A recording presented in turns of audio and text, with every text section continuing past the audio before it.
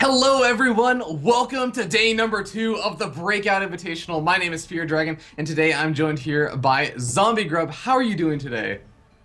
I'm a little tired, but I'm okay. Oh, I like the enthusiasm. You're not just kind of like, oh, you know, I'm a little bit tired. You're like, I'm a little bit tired. So you're bringing the energy. God, I gotta hand it to the folks over at Base Trade TV. You guys know how to pull in the long days, the long hours. Oh, no. See, what it is like, you know, like after like 12 hours not going to sleep or like and just like, doing a lot of stuff, you've hit that sleepy point, and now you're just like the let's do anything right now point. I'm kind of like there right now. Oh man, well okay, well we're gonna be going into the games hopefully soon, but for those of you who don't know, Breaking Out is actually a show that we do before the tournament about North American StarCraft 2 players that are up and coming in the scene. We basically try and highlight them and show you guys what they're kind of capable of. These are going to be the not exactly the heroes of right now. They're not the hero the city needs this moment, but maybe like in 20 years when the Gotham pilots are done and Batman's actually grown up, that's what they're going to be, the heroes of those days. If that made any sense. I don't know if anyone watches Gotham. I watch a lot of Gotham. Anyways, that is kind of like the idea for the show. So it's kind of highlighting the up-and-coming players that are going to be really big, at least in my mind, in the future. We could be seeing a lot more of them, maybe in 2015 WCS. But that's what this tournament is also about, just finding out who's the most likely player to break out of the North American scene. So with that being said, I do want to actually kind of talk a little bit about some things that are going on in the actual tournament. We actually have a giveaway going on, which is for these adorable little Zergling plushies. I mean, don't you just want to... I want to lick this plushie. I won't do it on camera. I won't make you guys sit through that, but it is adorable. So you guys can actually win one of these great Zergling plushies from Blizzard Entertainment. All you have to do, there's actually no money involved or anything. All you have to do is get your Twitters ready. Go hashtag BreakingOutNA, and of course tweet and follow your favorite player to win the tournament, and you also have to tweet and follow me because I need to direct message you to get your address and all that good stuff for shipping out the actual Zergling plushies. All costs completely done by myself. You don't have to worry about shipping or anything like that. So be sure to do that. It's literally free stuff, no reason not to.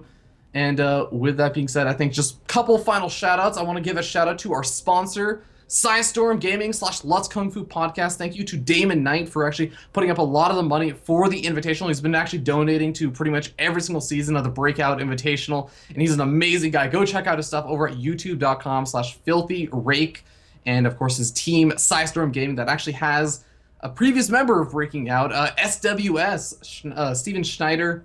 Really great guy and a really great player, so definitely be sure to check out Storm Gaming. And final note is that if you do actually want to donate to the prize pool yourself, you can actually do so. Just hit the link down below the Twitch stream. There's actually a little Breaking Out logo or Breakout Invitational logo that has a little donate button, so you can hit that. If you're starving, if you're just actually eating Taco Bell for every meal, don't worry about it. Treat yourself to like a not Taco Bell meal, upscale to like Chipotle or like Qdoba or something. But if you do have some money to spare, please feel free to donate. It obviously goes 100% to the prize pool. There's no profits or anything in this whole event. It's pretty much just all going to the players, so feel free to donate that. And with that being said, I think we're pretty much ready for the actual games to begin. Group B, we have some great players coming up. We have Complexity Gaming's Midday. We have IBD Gaming's Zon. We have Kaifire, actually not currently on a team. And we have Pro Dolly's Kelazhur. I was a little bit iffy on that. I almost said Micro Gamers, but recently moved to Pro Dolly. So we're going to find out a little bit about the first two players going to be playing today. It's going to be Kaifire versus Complexity Gaming's Midday. In case you guys don't know a whole lot about them, here's some videos just to give you a quick idea of them before we jump into those games. We'll be right back, guys.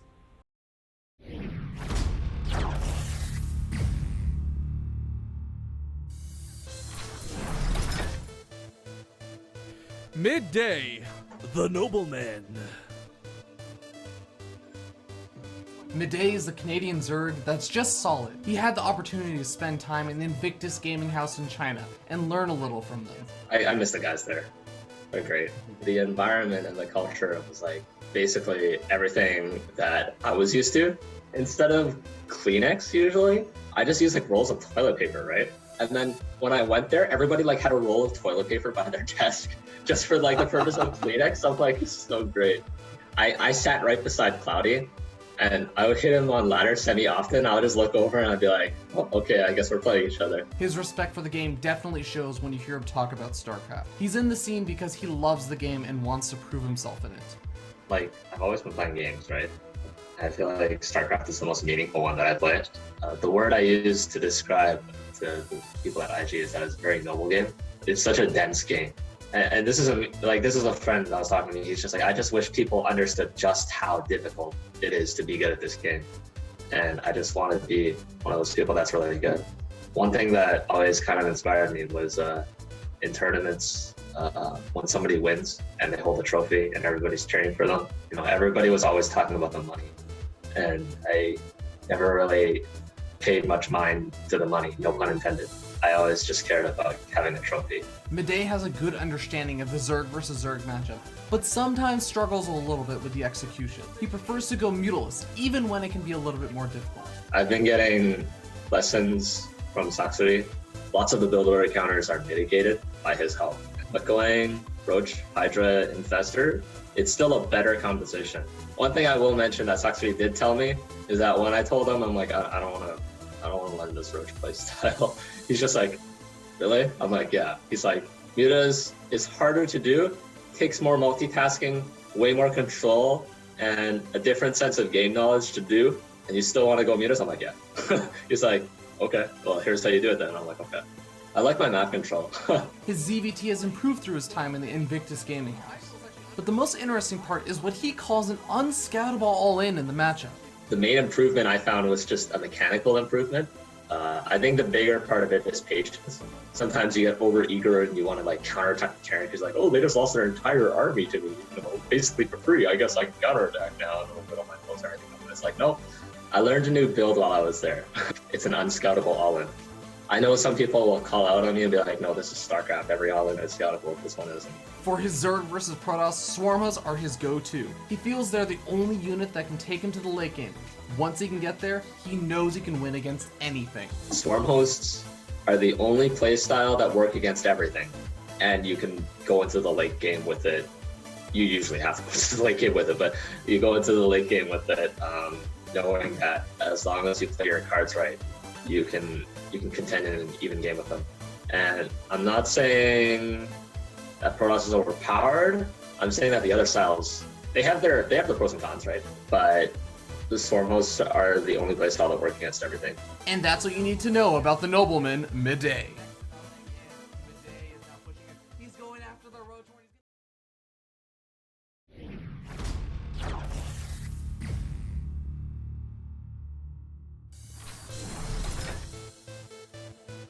Kai Fire, the Stormbringer.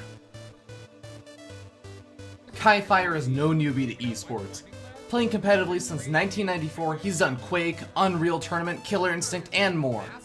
Despite not having the resources many others do, he has a great mindset for improvement. If you play like the same person several times, you'll get an essence of how they play. Yeah. Like, let's take Rotterdam, for example. So we met and he's like, the first thing he says is, I'm sorry about those 11 gates with the Stargates and all those things. And then my response was, that's fine. I'm trying to do the build that's weakest to it, that's part of my staple style, and trying to figure out how to stop it. And he's like, that's a really good mindset. But he's certainly earned his nickname, the Stormbringer. He's renowned for doing storm drops in every single matchup, something very few dare to even do. In general, he feels best when he can set the pace and bring it to the late game. And worse, when things get scrappy or all-inning. His PvZ is about getting to the late game while putting some pressure on the Zerg. I like playing long, drawn-out macro games, but you can't let them get there unopposed. It revolves around like getting like an early and mid-game pressure or something. I've never figured out how to actually run timing attacks against high-level players. If I can get to 3 bases, I feel confidently I can pretty much take out anybody. And obviously, on the flip side of that, it's my biggest weakness is when people do fancy things and really draw me out of my own game. His Protoss versus Terran is all about the late game while keeping on the pressure. Sometimes he struggles against players who can effectively keep him in the dark, though. unlike the PvZ where you have to be up there and being aggressive, it's just an option in PvT. You don't have to really push in there and win the game at that moment. If the Terran doesn't come to you, you get 3/3 Storm and everything else, and then you come to them, and they're not going to be happy about that one. But you can harass with Warp Prisms and a variety of other stuff. It's one thing I always like, and it's like, all right, the Terran's moving out. Warp Prism flies in. You get a Storm drop like 2 or 3 times out of the same Templar. You're obviously winning the game if you hit quality Storms in their mineral lines. Big surprise, everyone! Kaifire likes to bring his PvPs to the late game as well. And once again, his big weakness is scouting and handling early game aggression.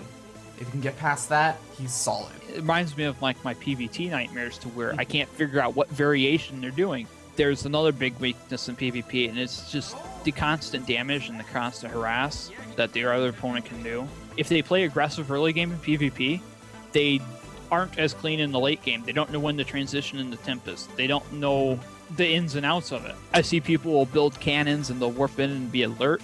So it's just like, you got a cannon in your mineral line and the other side of the Nexus? Well, that's great. Storms can jump over that and not worry about it. Yay! And that's what you need to know about Kaifire, the Stormbringer.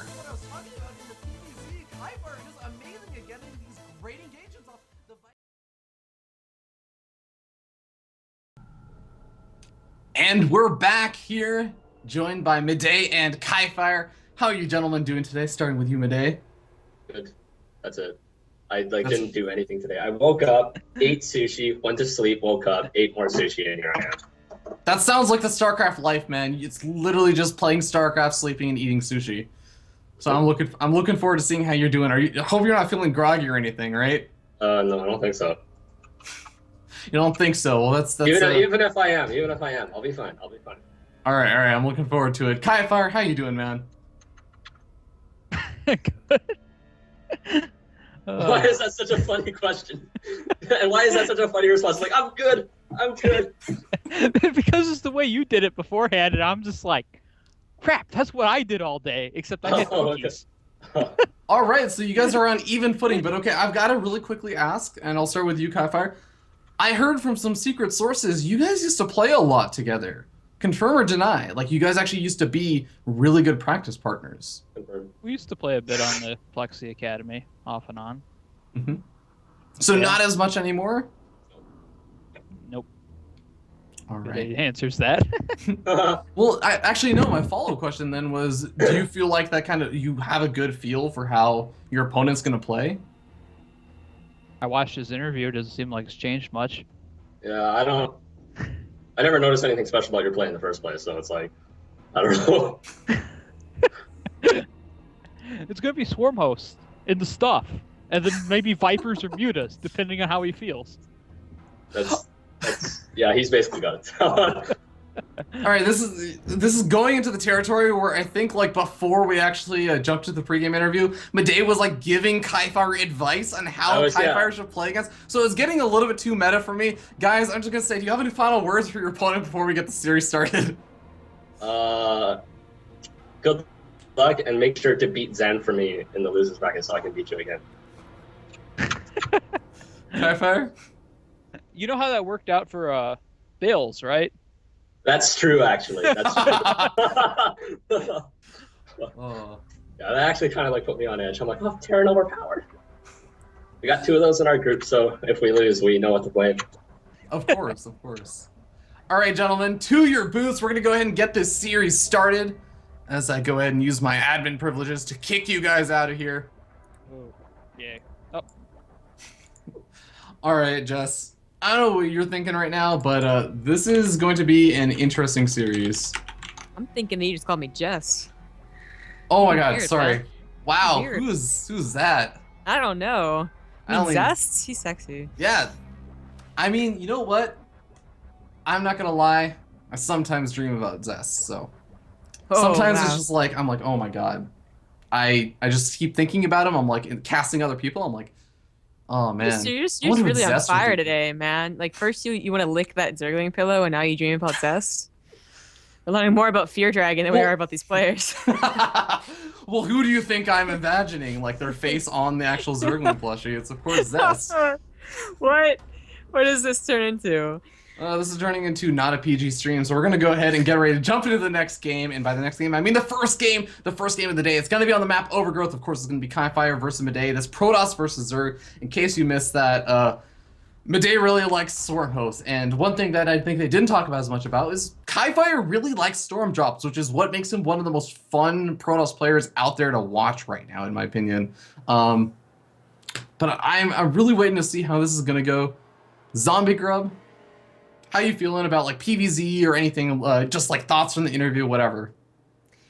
Well, just from the interview and like the notes, I guess we're expecting a macro game, aren't we? But Yeah. then of course there's the whole meta thing where like maybe they're both gonna met each other and they're both gonna all in each other. It's gonna be like a 7-gate versus like a 2-base Ling Bailing all in. And I just don't know what's gonna happen. But if it is a really long game, I want to give it to Midday, but Kaifire, if he's good with drops, it must mean he's good with or storm drops, then he's good with drops. And anyone who's like really harass oriented seems to do very well against storm host players. Yeah, and the thing that so here's the way that I look at it, is that there's some things that I really like about specifically Storm Drops, and I'll talk about this after we go ahead and really quickly introduce the players. So we jump into the game, and we spawn down here in the bottom left-hand corner of the map on top of the red Zerg player representing Team Complexity Gaming. It is Complexity's Midday.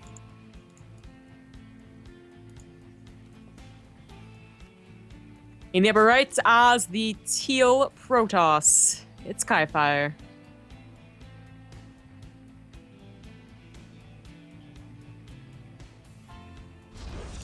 But yeah, so I was really quickly saying, the thing that I really like about Storm Drops, not just drops specifically, is with drops, one of the things that Stormhost players do is they say, my army is really immobile, so I'm going to make up for it with a lot of static defense back at home. With Storm Drops, static defense can help, but you need like a lot of static defense to like one shot or like immediately kill off a warp prison. If the Protoss player can just actually drop down the High Templar, they can just storm. And it's like, it doesn't matter if there's static defense there. You immediately storm, you pick the High Templar back up and you run away, and guess what? Your drones are dying. Yeah.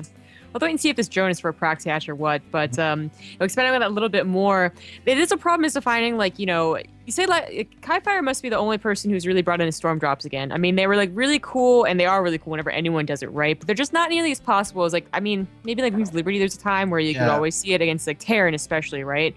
It's so hard to get High Templars out at a time that's like pretty good against Zerg. Like the Charge Out Archon opener like composition, not really a thing anymore. We actually saw it once like a couple of days ago, but that was like once, right? So like that's not that fast on High Templars. Another way is just to wait after you get Colossus and Blink Stalkers, and then that's pretty late, right? And by that time, a Stormhost player has like so many drones that like, oh, a Storm Drop, let me just remake 20 drones, like, oh, big deal.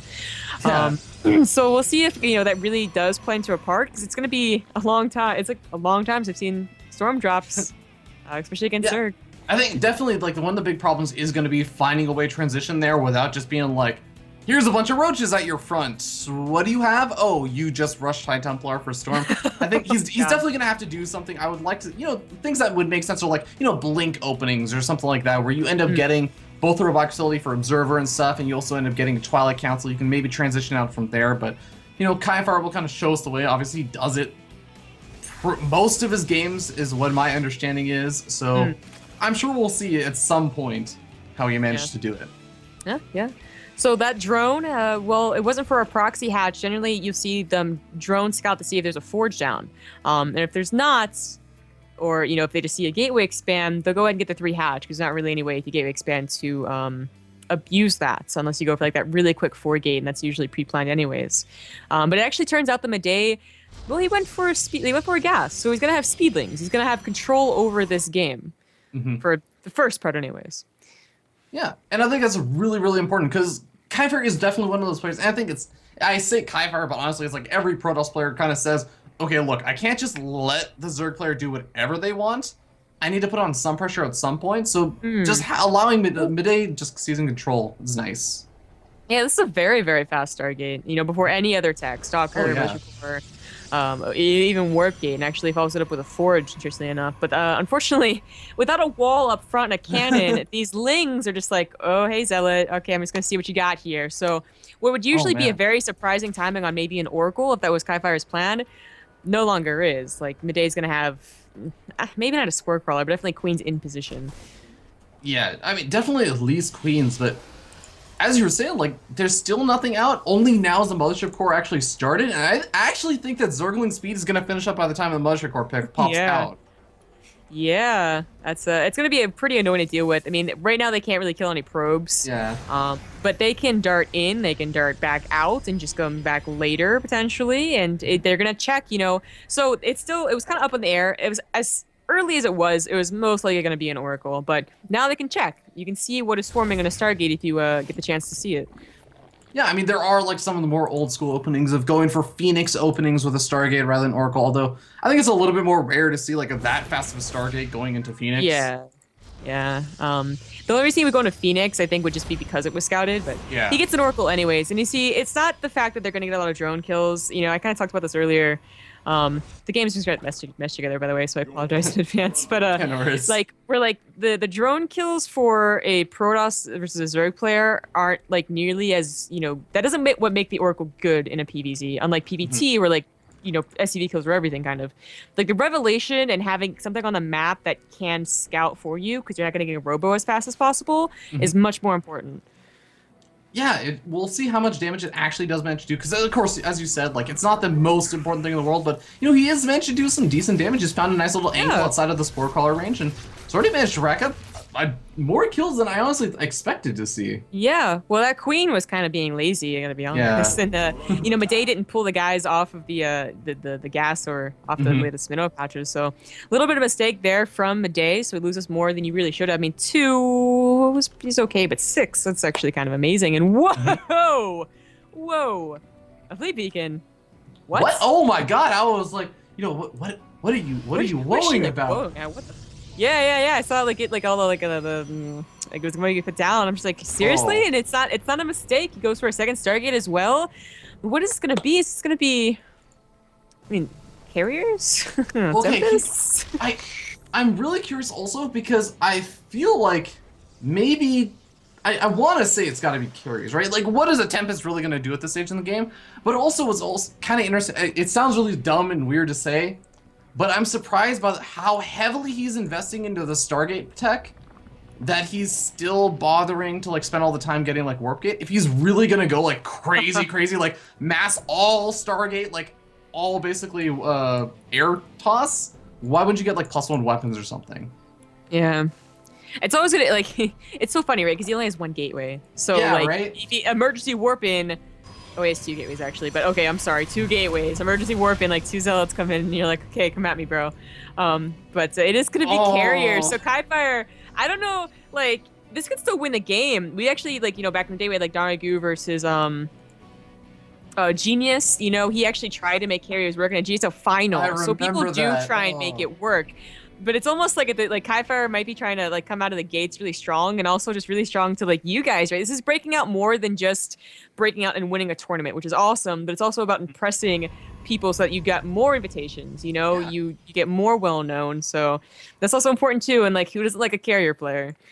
Yeah, he's definitely a fun player to watch in that regard, but let's talk a little bit about carriers, because, okay, this is something that actually we don't get to talk about very often. What's really cool about carriers, and the reason why I was saying I really would have liked to have seen really fast +1 weapons, which he is finally getting, is that carriers scale amazingly well with weapon upgrades, because those interceptors, they actually shoot twice, so they actually benefit twice per interceptor for a +1 weapons, and there's 8 of them, so effectively, in a weird sense, a +1 air weapons upgrade is like +16 damage for a carrier.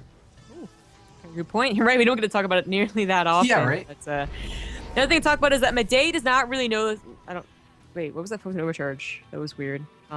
Anyways, maybe he saw that the attack was about to be incoming, but yeah, Midday is pushing out right here with Ling Hydra. So, you know, I think this is a bit of metagaming going on right now. Like, we expected kind of Swarm Host versus a macro game when these guys were first introduced, but now we have a Ling Hydra attack versus a carrier attack. Let's see how this works. There's a mothership warping in. If that mothership finishes, there's no overseer. For a rush, like there's 12 minutes. It is pretty early. Okay, if that mothership finishes, like this push is done until he can actually get up some sort of overseer on the other side of the map. Yeah, that's a great point. Force fields are going to stop the Hydras from actually reaching the carriers to kill them, and while they're taking up the The interceptors, I do believe he got the upgrade to make them. Yeah, he does have a graviton catapult. Yeah, that one. Yeah. Forgot what it was called. But there's a lot of Hydras and the carry count really isn't all that high. So they just push through anyways. Yeah. Plus one weapons was also canceled. That might not seem like the biggest deal considering the army Kai-Fire is going for, but I mean, you do end up getting a lot of minerals when you go for this composition, so you do actually want to have plus one weapons for those zealots to rip through these Hydras. But the Hydras, the problem is they've actually killed off almost every single interceptor. There's only 2 interceptors left right now, it looks like. Wow. Well, the other carriers are finally starting to pop out, and they'll certainly help. But it needs more, just a little bit more buffer. There are a couple more Hydras on the way over here. They do have, yeah, both of their upgrades, speed and the range. And behind this, Midday did get a Spire. Question is, does he really want to go to Corruptors after this? But we'll have to see how much more damage this push can do before talking about that. Oh man, Mothership actually cloaking a lot of these units over here. A lot of the probes still taking some damage though, but he pulls those back into the cloaking range and does manage to clean up all of those Hydras. What the heck is this game? Is something else. Okay, so I really want to touch on this point before it gets, you know, too heated up again.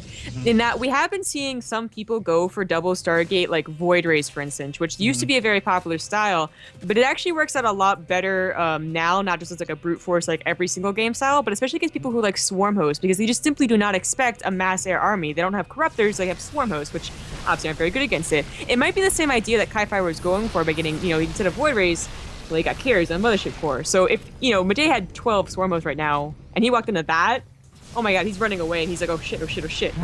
Now at least he has something to deal with it, and he has Corruptors on the way, and, you know, it's still very scary, but it's better than Swarm Hosts. Oh yeah, definitely. Well, it's gonna be a really interesting situation, because one of the big problems, and this is actually so funny, people were talking about this on Reddit the other day. What is the big problem with carriers? Someone was asking this, they were newer to the game, and one of the biggest problems is actually just the fact that it's really hard to get a lot of carriers out. Kai-Fire is actually starting to already accomplish that. Like, he has actually 3 carriers, getting a 4th carrier. He has like a decent army of Void Rays also coming out to back it up and deal with Corruptors. I think what's really missing right here is that I'm just looking and he has an enormous gas bank. Something you wouldn't expect from someone who went, oh, he might have to recall here. Yeah. Oh. He's not recalling. Oh, okay, there he goes. So this is 1 Void Ray. But he has so much gas. High Templars and Storm would really complement this very well. Oh, I mean, Archons against Hydra Corruptor, awesome. Same with Storm. So I'm surprised he hasn't quite thought about that yet. Did he lose? Well, he's getting the Temple Archives now. Okay, yeah, that's why the counts actually only came down like a minute ago. Yeah, he did not have a lot of other tech besides that Stargate, obviously. All right, well, we're going to be seeing another engagement go down over here. Now the Corruptor's going to be able to get into the battle, and guess what? There's no recalling away from the only place you just recalled to. So Corruptor's now going after that Mothership Core, getting rid of the detection. Carriers immediately get uncloaked, and it looks like these Hydras, they're powering on through. There's actually not that many Interceptors left over either, only about 16 or so left over. I mean, if these Stalkers and everything else get cleaned up, I feel like the Hydras can take on the Interceptors alone. Yeah. Yeah, it looks like Kai-Fire's, you know, his plan was awesome. It was kind of cool. Maybe it would have worked better against the Swarmos player, but Midday, you know, good response here. GG. Well, the surprise factor was cool, definitely, coming out of Kai-Fire, but it didn't quite work out. I gotta give him props. Like, first game of the series, like, gives us a carrier game that's kind of freaking awesome. And he tries something new. Like, he tries something different, right? It's a player that he's very familiar with, even if they haven't been necessarily practicing a lot lately. He's showing that he's not afraid to metagame, and Midday has to keep that in mind. He has to make sure that he's not playing too greedy. He has to be like extra careful about scouting. Is like, well, he could literally do anything. He just went for carriers against me, right? Yeah, yeah. That was missing from last game, by the way. Despite being able to hold on and actually win the game in pretty convincing style, he did not scout after that Overseer. He's all 3rd. Yeah. It's like, I don't need to scout again. You're probably going blink. Like, you know, 95% of, you know, EVPs, that's what's happening anyways. Yeah, definitely going to be something that he'll have to be careful about. But with that being said, we're going to be jumping into game number 2. It's going to be Catalina, so hoy, hoy, hoy, hoy, everywhere. You wish, man. That's oh, man. Space Trade TV intros. If only I could just, like, steal those from Rifkin or something. You know, it's not oh, well, we're getting to the game, but it's not about, like, you know, like, copyright or anything. It's about, like, he just doesn't want that spreading. Oh, yeah, of course, of course. I mean, every single chat, it's already at the point where I see, like, a WCS, like, NA, or we'll be seeing, like, BlizzCon, they'll be playing Catalina, and you can see, like, the Hoy Hoys filling up the chat from all the people who subbed to Base Trade and all that stuff. Ah, yes. Beautiful thing. I'm sure you're very happy with it, but let's go ahead and jump in and introduce the players, guys, as we spawn over here on the left-hand side of the map on top of the red Zerg player representing Team Complexity Gaming. It is Complexity Gaming's Midday.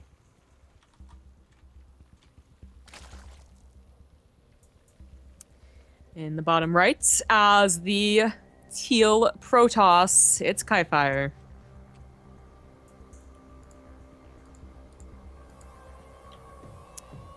Well, looks like he's going to be going for at least a Forge Fast Expand, as he prints that probe down there. Mm-hmm. So just a little bit different. I mean, last time we went through a Gateway Expand. Midday did Drone Scout last game, so he had a lot of knowledge. And if he does it again, obviously Kaifire's not going to be able to get away with potentially a Cannon Rush. Mm-hmm. Yeah, and that's always something that's kind of fun to be able to do against your opponent, like especially if they're playing a little bit greedy. It's one of those things where every Protoss player, whether they do it very often or not, it's always something they think about. And it was like, you know, if I do go Forge first, I can just win I won't have to play against a long late game play against like a swarm hosting player. Like, oh my god, you could save so much time and energy for the rest of the series. Yeah. Yeah, it's exactly that too. Especially after like a first game where you look back at the game and you're like, man, what if I cannon rushed? Like, wouldn't he feel silly? Yeah, he just made me feel silly. I'd be 1-0 and he'd be crying. But Midday, he goes for a 15 pool, even without scouting. In fact, I think this Overlord, well, anyways, this Overlord will see that the Forge isn't going down, but it is a Forge Fast Expand after a Nexus. So he's got to maybe want to, send Lings over to the third to make sure no Price Balance are over there. Yeah, but let's talk a little bit about that third expansion, because I think that's actually something really important to talk about on this map, because we just saw, like, Hydra Ling come out of Midday. Now, normally I would say, like, that was a response to the fact that he saw, like, carriers and stuff, but, like, he didn't really know there were carriers coming out, or like a double Stargate, or like a fleet beacon thrown down. He actually was just going for the Hydra Ling opening after seeing it was just a single Stargate opening. So I think it's very much in Midday's repertoire to open up with like heavy Roach Hydra or something of the sort. And on this map, defending a third expansion can be a little bit annoying for a Protoss player if they get trapped in the natural expansion or if they get trapped in the third. Because there's that nice little area just down at the bottom of the ramp. You position your army there as a Zerg player, it can be really, really annoying for a Protoss player to get to both bases to defend both of them. For sure. It's a lot of the problems you see on this map is that little, like, area where, like, their sentries are at the third and their stalkers are at the natural. Did you just dance those Lings? He just danced those Zergans after killing off the probe. Like, Sci-Fi doesn't even see that. It's only for the observers. Well, I mean, he's gotta match the kind of showmanship right now that Kaifire tried to display in that last game. That is what sucks about being a Zerg player, right? There's not really anything showy you can do. You can, like, morph in, like, a dozen Overseers. What? No. Okay. I'm gonna list off a couple of things that you could do. Okay, what can you do? Burrowed Roach play early on. Nidus. That's not, like... No, okay, Nidus Worm. Okay, Nidus Worm I would agree with. But, like, there's no, like, carriers for like, Zerg or Terran, actually. Like, Terran could go Battlecruiser, actually, so I take that back. But Zerg, like, what do they, like, go to Broodlords? Well, actually, Ultralisk drop micro. Okay, maybe that. But there's no capital ship that they go up to, so it's not the same pizzazz, all right? So, like, the best you could do rather is like dance. Okay, there's no mule drops, there's no carrier, there's dancing. Yeah. Okay, you know what? I'll tell you what it is. The Zerg way of like showing off is actually, it's not like a capital ship or anything, but it's when you get maxed out and you throw down like 40 spine collars or like 30 spine collars and go to like 240 of like 200 supply. Yeah. That's like the show off of like, I got this. Like, look, you're dead. Yeah, people are actually incorporating a lot of that in the ZVZ, and of course, not really able to talk about that because there's no ZVZ in this group. It's actually a pretty nice group, at least for me. 2 Terrans, 1 Protoss, 1 Zerg. Yeah, right. It's pretty nice. But they have been like doing that more and more, and it's always like it's kind of coming a question right now as I see it more on streams. Like, why didn't they do it in the first place again? Like, this seems like a good idea. I don't know. We do have an early Stargate again, just not nearly as early as last time. Mm-hmm. Yeah, gonna be a casual Stargate. I still wouldn't be surprised to see like an Oracle come out. I think that the Phoenix play, like, it can work out, especially like if you were tuning in for yesterday's plays with the Bales, who unfortunately did get knocked out of the group, but he still showed some great Phoenix play. And you can really get some great control of the map. You get great vision and scouting information on what your opponent is up to, and you can kind of react based off of it. But I feel like it's something that's very, very control intensive. But you know, I'm here to eat my own words. So Kaifar going for the Phoenix. All right then. Now Midday has a Overlord right there. So of course the Phoenix first job is kill any Overlord. So it's like the difference between like, you know, seeing it now and seeing it in 10 seconds. But it's always nice to know, I suppose. And he'll be able to plant down spore crawlers in every base. Sometimes you want to plant down 2. I guess like right now the question is, you always got to ask this question because it's kind of come back. Is does Kaifire go for the all-in? And I think the answer is no. He throws on a Robo, so problem solved there. It was easy. Good job, Mystery Gang. Man, I'm so glad that we should become detectives because I know, like everywhere, right? Like, is he gonna go for an JK? Got for a Phoenix. Is he gonna go for the all-in JK? Got a Robo. We're great. We're fantastic. My favorite part is, just to get super meta about casting, is when you're saying something and you're like asking the question, but then you're like you see the answer and you're like, and it looks like the answer. I know. And you're like, boom, right that sounded so into smooth. That sounded so smooth. I love that. Yeah, it's always the best. Like you run out of things to say, and luckily something just happens right there. You're like, yeah, nothing's really happening. Oh, a drop. Yeah. Yeah, it's the best. Lots of sport crawlers, and again, Ling Hydra. So it did work out last game, and not just because it was carries. Ling Hydra is actually a pretty powerful build. Well, it is going to be a fairly different opening though from Kaifire in terms of the fact that he's going for Phoenix lightly. He's going to have +1 weapons that obviously helps a lot against the Zerglings and making all those Zelts and everything. And oh man, guys, been weird. Somebody get Midday out of this game. He's lagging the game. We're gonna have to continue on without him. Yeah, I'll take over. It's fine. Resume from replay. Zombie Girl resumes. Because that would only confirm my suspicions that my belief that you're still a Zerg player. I always make that mix up. Oh right, yeah, exactly. No, you ever see like that the Geico commercial or whatever, or like Allstate, where like the guy's like, he's like juggling chainsaws, and the guy's so confident. He's like, throw me one, throw me one, throw me one. If I went to the game to play for Midday, I think that's like exactly what's going on. Like, yeah, I can do it. Throw me one. Oh man. Well, it looks like his black has been actually dealt with, and Kaifar are going to be losing that initial Zealot. A really nice surround over there from Midday, actually. Able to get the surround on the Zealot before he was able to get up against the wall in. Yeah, I just realized this is Ling Hydra, but he never got speed, so he does that on a Roach Warren. You need something to just, buffer for the Hydras, whether it's Lings with speed or Roaches. And with Roach Hydra, you can do a push before Hive, but it's, more commonly you're really wanting to get up to that very strong Viper push. We'll see. He's already up to 4 bases. I mean, seeing that Kaifar did take as early as the 3rd as he did, that's a pretty safe, base to take. And it's way over there, too, so... the Ling speed would have been nice to scout for pylons, but you can still technically do it with slow Lings. Yeah, and here's actually going to be where the interesting part comes in for me, which is the Roach Warren's finished up. He's making Hydralisk, and not only is that obviously going to be nice to just push those Phoenix back a little bit, but this is where that kind of 3rd base comes back into play again. It's this map. It's so easy to get in between the natural expansion and the 3rd, and it's so annoying and hard for a Protoss player sometimes to deal with that. Obviously, Colossus going to make this much, much easier to deal with as Kaifar is trying to get some of those guys out. But even still, you have to be very careful with your army positioning. Yeah, I mean, let's really look at how much army Kaifar has, right? He's gonna have a couple of Colossus which are very strong, but they make one wrong move and they're dead. Or if you're trying to defend 2 places, how are you gonna split 4 units, 2 and 2? Oh, so scary.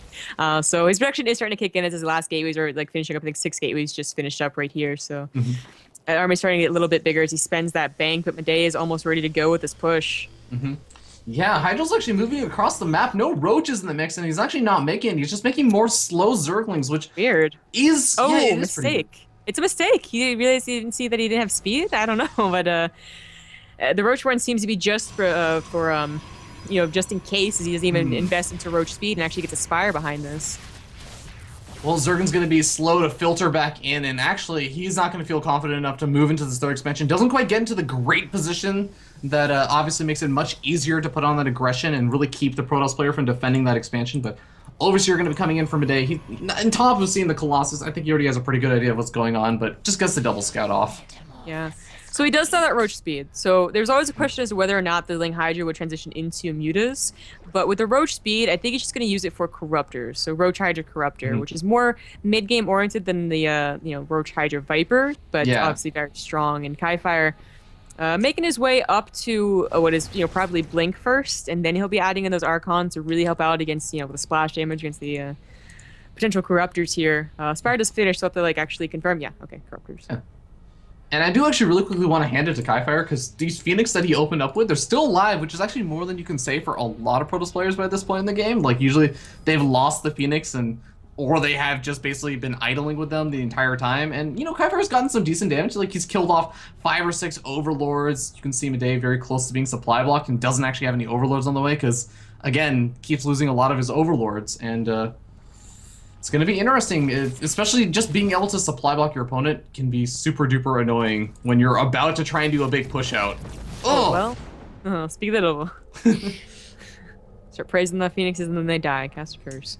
Kaifire actually adding in a Void Ray. He isn't really under a... Maybe this is a pressure Void Ray. You start making anything you can when you realize that a push is coming. But, I think it's a Corruptor Void Ray. Just like... Oh, you have a lot of Corruptors. Only one above Blink? I wonder what's going to happen here. Not a lot of buffer for these Hydras, but these Corruptors are plentiful enough. They might just sack onto the Colossus. Exactly what they do.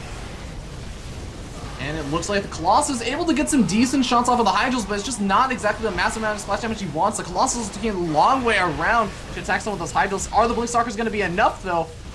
Don't actually have Blink just yet, but they are in relatively decent numbers, and he actually does have better upgrades. 1-1 actually around for Kaifire, so going to be able to absorb a couple more of those Hydralisk shots.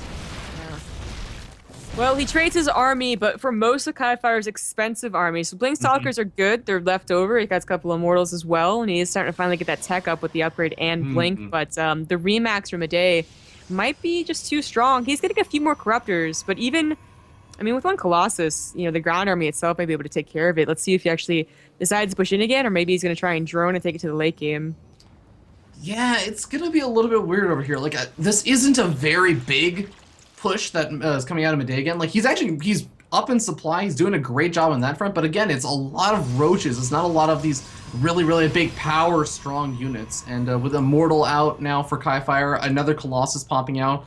As long as he can kill off those 2 Corruptors, like that Colossus should be able to really reign supreme. Yeah, I'd be very disappointed if he doesn't target fire those Corruptors. There we go.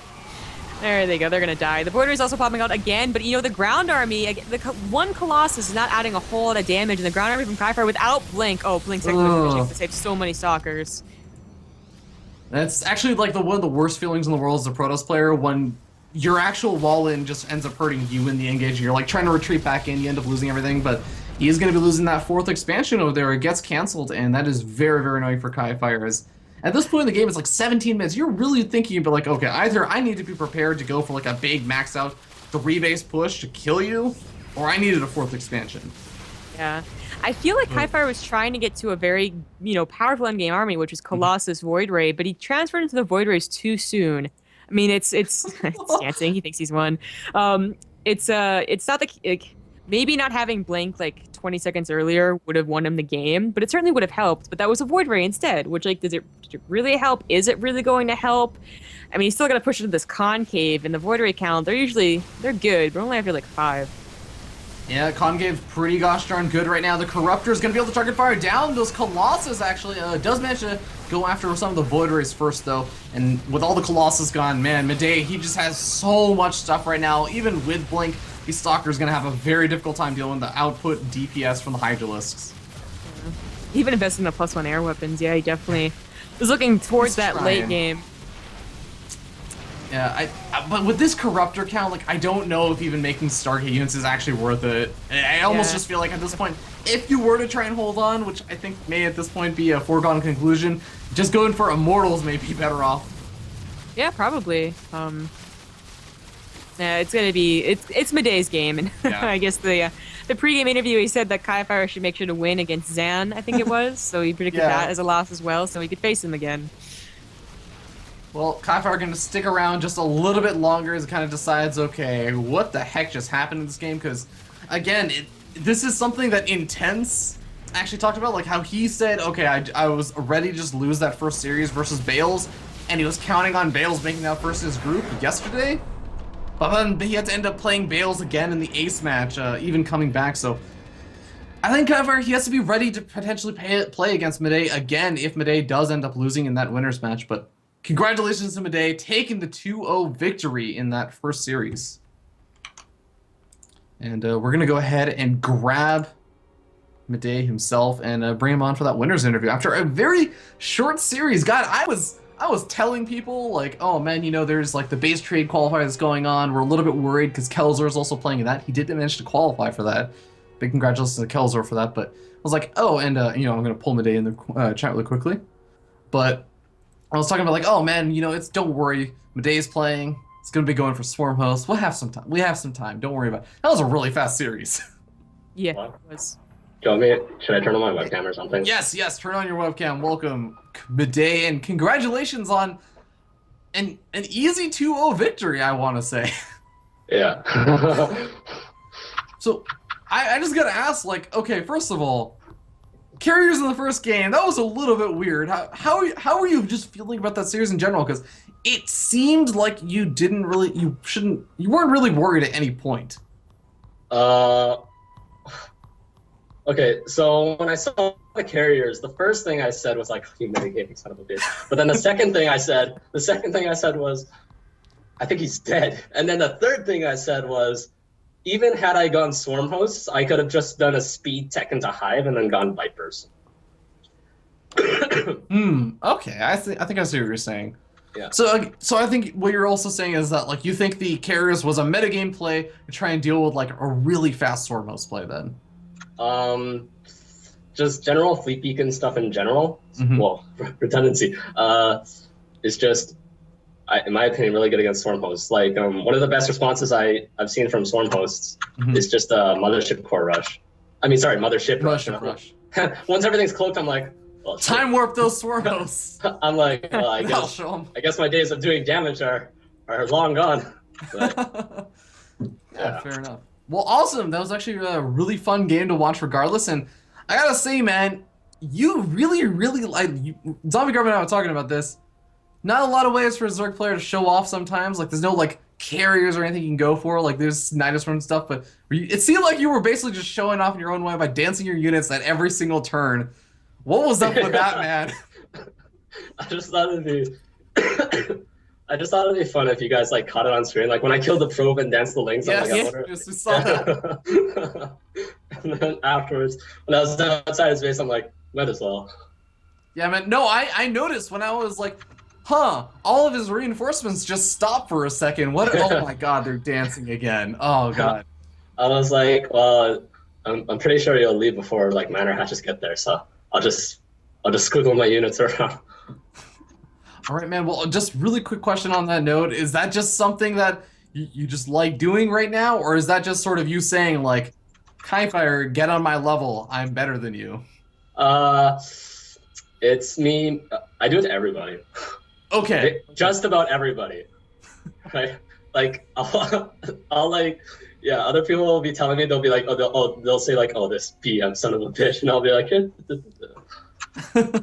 all right, well, I'm looking forward to seeing people like you learn from this. They're gonna start metagaming. They're gonna like bait it out and wait for it, and then they're gonna like swoop in while your units are still dancing. So I'm looking forward to that. Get on it, Zan and Kelazhur, and potentially Kai-Fire if we see them again face off against you later in the day. But congratulations once again. You're gonna be moving on to the winners match, and with that being said, ladies and gentlemen, we're gonna be going on to the next series. It's gonna be Zan versus Kelazhur. Don't go anywhere. And here's a little bit about those two players in case you didn't know too much about them.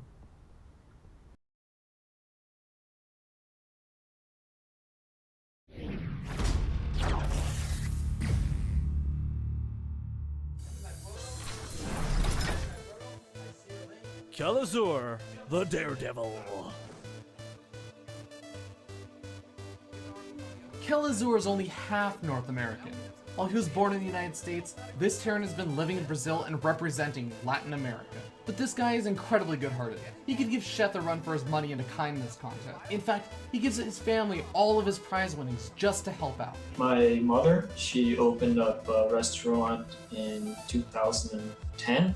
while my dad lived in the United States. But I worked there for like 3 years, and we did one last event, and then we closed on the doors. And since then, I've basically just like been playing StarCraft and some coaching. My mom just moved to the United States like 2 weeks ago. She basically like sold everything here and started a new life there. Since things are here really hard. I'll also have to find a job to help out the bills since I don't make a lot from StarCraft. The little money I make from StarCraft is like from coaching and Latin American tournaments. I just give it all to my parents. He even wants to give the glory of winning to the entire continent of South America. I have a lot of people rooting for me in my country, a lot of fans, people who actually believe in what I do. They want me to break out because the Latin American scene is really weak and skilled. Push myself really hard to become the best player in South America. So I wish to give something in our entire continent to look forward to have, I guess, like have an idol. He's a rising star in a region that most forget about. To make it out, he's got to take some risks. Luckily, he's perfectly fine with that. I'm not afraid to just take half my army and drop somewhere, and as soon as I see the opportunity, even if the gap is really small, I'll try to take advantage of it. I believe that the biggest risk of all is not taking any risks. He's not feeling great about his TVZ. While he'll tell you his micro is lacking, you can cut him a little slack with his constant 220 latency and solid macro. It's one of the worst when I take it to the late game when I have no advantage whatsoever. So I have to rely more on stuff that give me an advantage early game. I did some tests, and for example, I play with around 220 ping on the NA server. Like, it can be really good at macro, just not really good at winning the engagements. Terran versus Terran is actually his worst matchup. He often just tries to find advantages by taking risks with Doom drops. I would say TBT is my worst matchup. It's a lot of Doom dropping. I'd like to think it's like whoever Doom drops first wins. Terran versus Protoss is where the light shines though. He has a secret playstyle that he's found a lot of success with, but requires some heavy risk-taking, multitasking, and Neo-Steel frame? It's actually a really good matchup for me. I've developed this really frowned upon style, but it's always working. I'd be really good players with it. It definitely involves a lot of risk-taking, a lot of multitasking as well. And I've recently been playing around with the bunker upgrades that allow you to load more units into it. Neo-Steel frame? I guess maybe I should keep it a secret until the tournament. And that's what you need to know about Kelazhur, the Daredevil.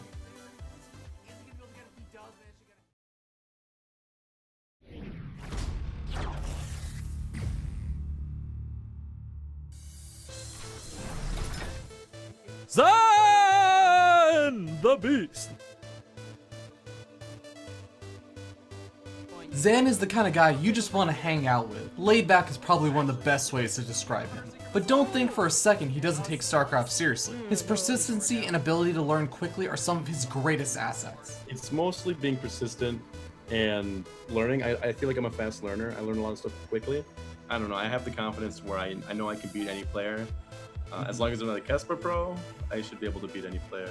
His playstyle is unleashing the beast. He puts on heavy aggression, sometimes even at the cost of macro. I prefer to set the tempo and just keep attacking. I'll say this, I'll say my macro is really bad, but I know it's not as bad because I consistently can go to the late game. So it's not that I don't like playing late game, I really like it in TVZ. It's just more fun. Like, it's simply based upon what's most fun. And in TVZ, not only is being aggressive a lot of fun, I think it's also the strongest way to play. Terran vs Zerg is his favorite matchup and revolves around putting pressure on the Zerg. None of that 3cc business. He's setting the pace of the game whether you like it or not. I think it's my strongest matchup. It's the most fun matchup for me. I think it's the most exciting matchup. I mean, it's the best matchup when I think of StarCraft 2. I like to think of TVZ. So basically my style consists of being really aggressive. TVZ is best played being aggressive. Now, I know a lot of other Terrans might do 3cc and stuff. It's more unusual to see me do it. I can do it on certain maps, but I don't like having the Zerg player set the tempo of the game. Like, if I go 3cc, they might attack me. and I prefer to just be the one attacking. Terran versus Terran is arguably his weakest matchup at the moment. The theme of aggressive openings continues to this matchup, though. I almost never take an early expansion, just because I think it's weaker. Like, I can do it, it's just I don't enjoy doing it because I feel like the follow-up cast first could kill me, and it would just be like, could make me frustrated. Mine drops, Hellion drops, those are a lot of fun. I used to do 2x Reaper, but not so much anymore. So that'd be pretty funny. I like the positioning of tanks too. Like, I like having siege tanks kill a bunch of units. You know, siege up on the natural and kill a bunch of stuff there. It's a lot of fun, and just it feels like out of all the matchups, it's more like a chess game. Terran versus Protoss is another matchup he's not afraid to be aggressive in. He feels he can always do some damage, but has to be wary of overreacting. I kind of understand it. Basically, it just comes down to doing damage, and if you can't do damage, do an SUV pull, because late game is atrocious. Yeah, I mean, I basically do it all now. I mean, I can do 1 base attacks, which are uncommon, but still really strong. I've beaten a lot of players with them. Whereas, like, 2 base attacks are a lot easier to do. Mine drop, Hellion drop, standard play. Like, I basically do all of that stuff, and then SUV pull if I want to. My biggest strength is always being able to do damage, or being able to take risks. This would be just losing to like an all-in or something that just like takes me off guard. Kind of like my scouting, or overreacting to something I scouted. And that's what you need to know about the beast, Zan. There's another huge force, and it's gonna take out this 5th.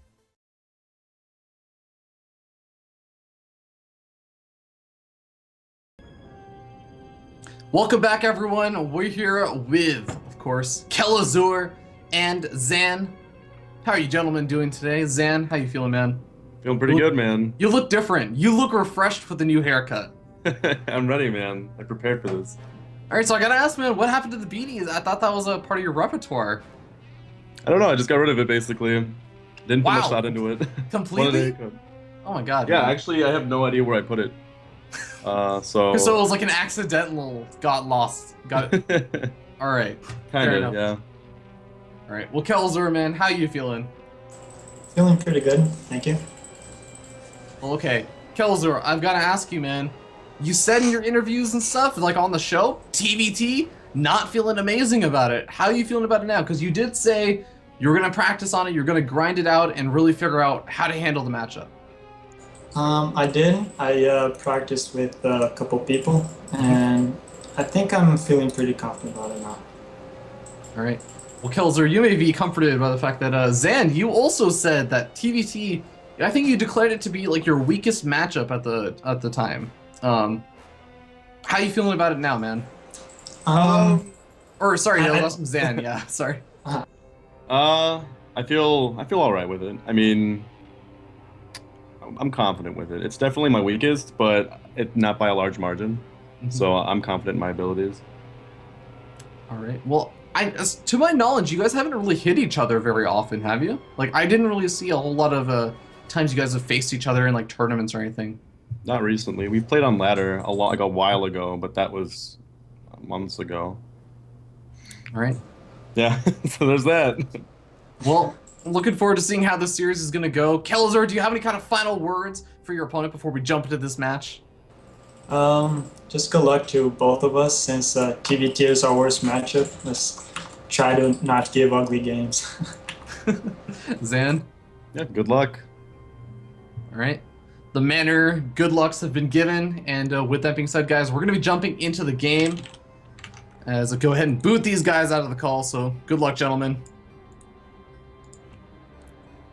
And we are ready to jump into the game as soon as actually Kelazhur joins the lobby, but TVT Zombie Grub, I don't know who that was. Zombie Grub, this is why I brought you on. It's for Terran versus Terran. It's the only group with 2 Terrans in it. Oh, really? Is that really the plan? It was all completely planned ahead of time. It had nothing to do with the fact that you told me there were certain days you were available. Yeah, I know, right? That's messed up. First of all, I want to say these guys were one step away from going. I hope for good games. Please cheer for me. Yes. I just kind of wish they did. It's always funny to make fun of the Koreans, isn't it? But TVT, yeah, I kind of wanted to ask, but like, I don't know, I don't want to like butt myself in there, like what they think about how aggressive it's become. Because they both said that they weren't very confident, although they've been practicing. And I want to know if it's because of how aggressive it's gotten. Like, can they deal with drops and just, you know, how infuriating it is to have to base shit it out so much. Yeah. And I'm really interested to talk a little bit more about these players and kind of their play styles. But let's go ahead and jump and introduce the players as we spawn. Over here on the left-hand side of the map, Catalina on top of the red Terran player representing Team Pro Dolly. It is Pro Dolly's Kelazhur.